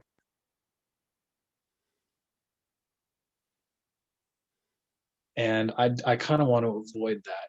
If I'm going to talk about the stuff that I enjoy talking about, I'd rather it be from my own action, my own experience first. There's a story attached to it, and it's like for the benefit of like the people around me and to people like you who I get to share this space with, you know.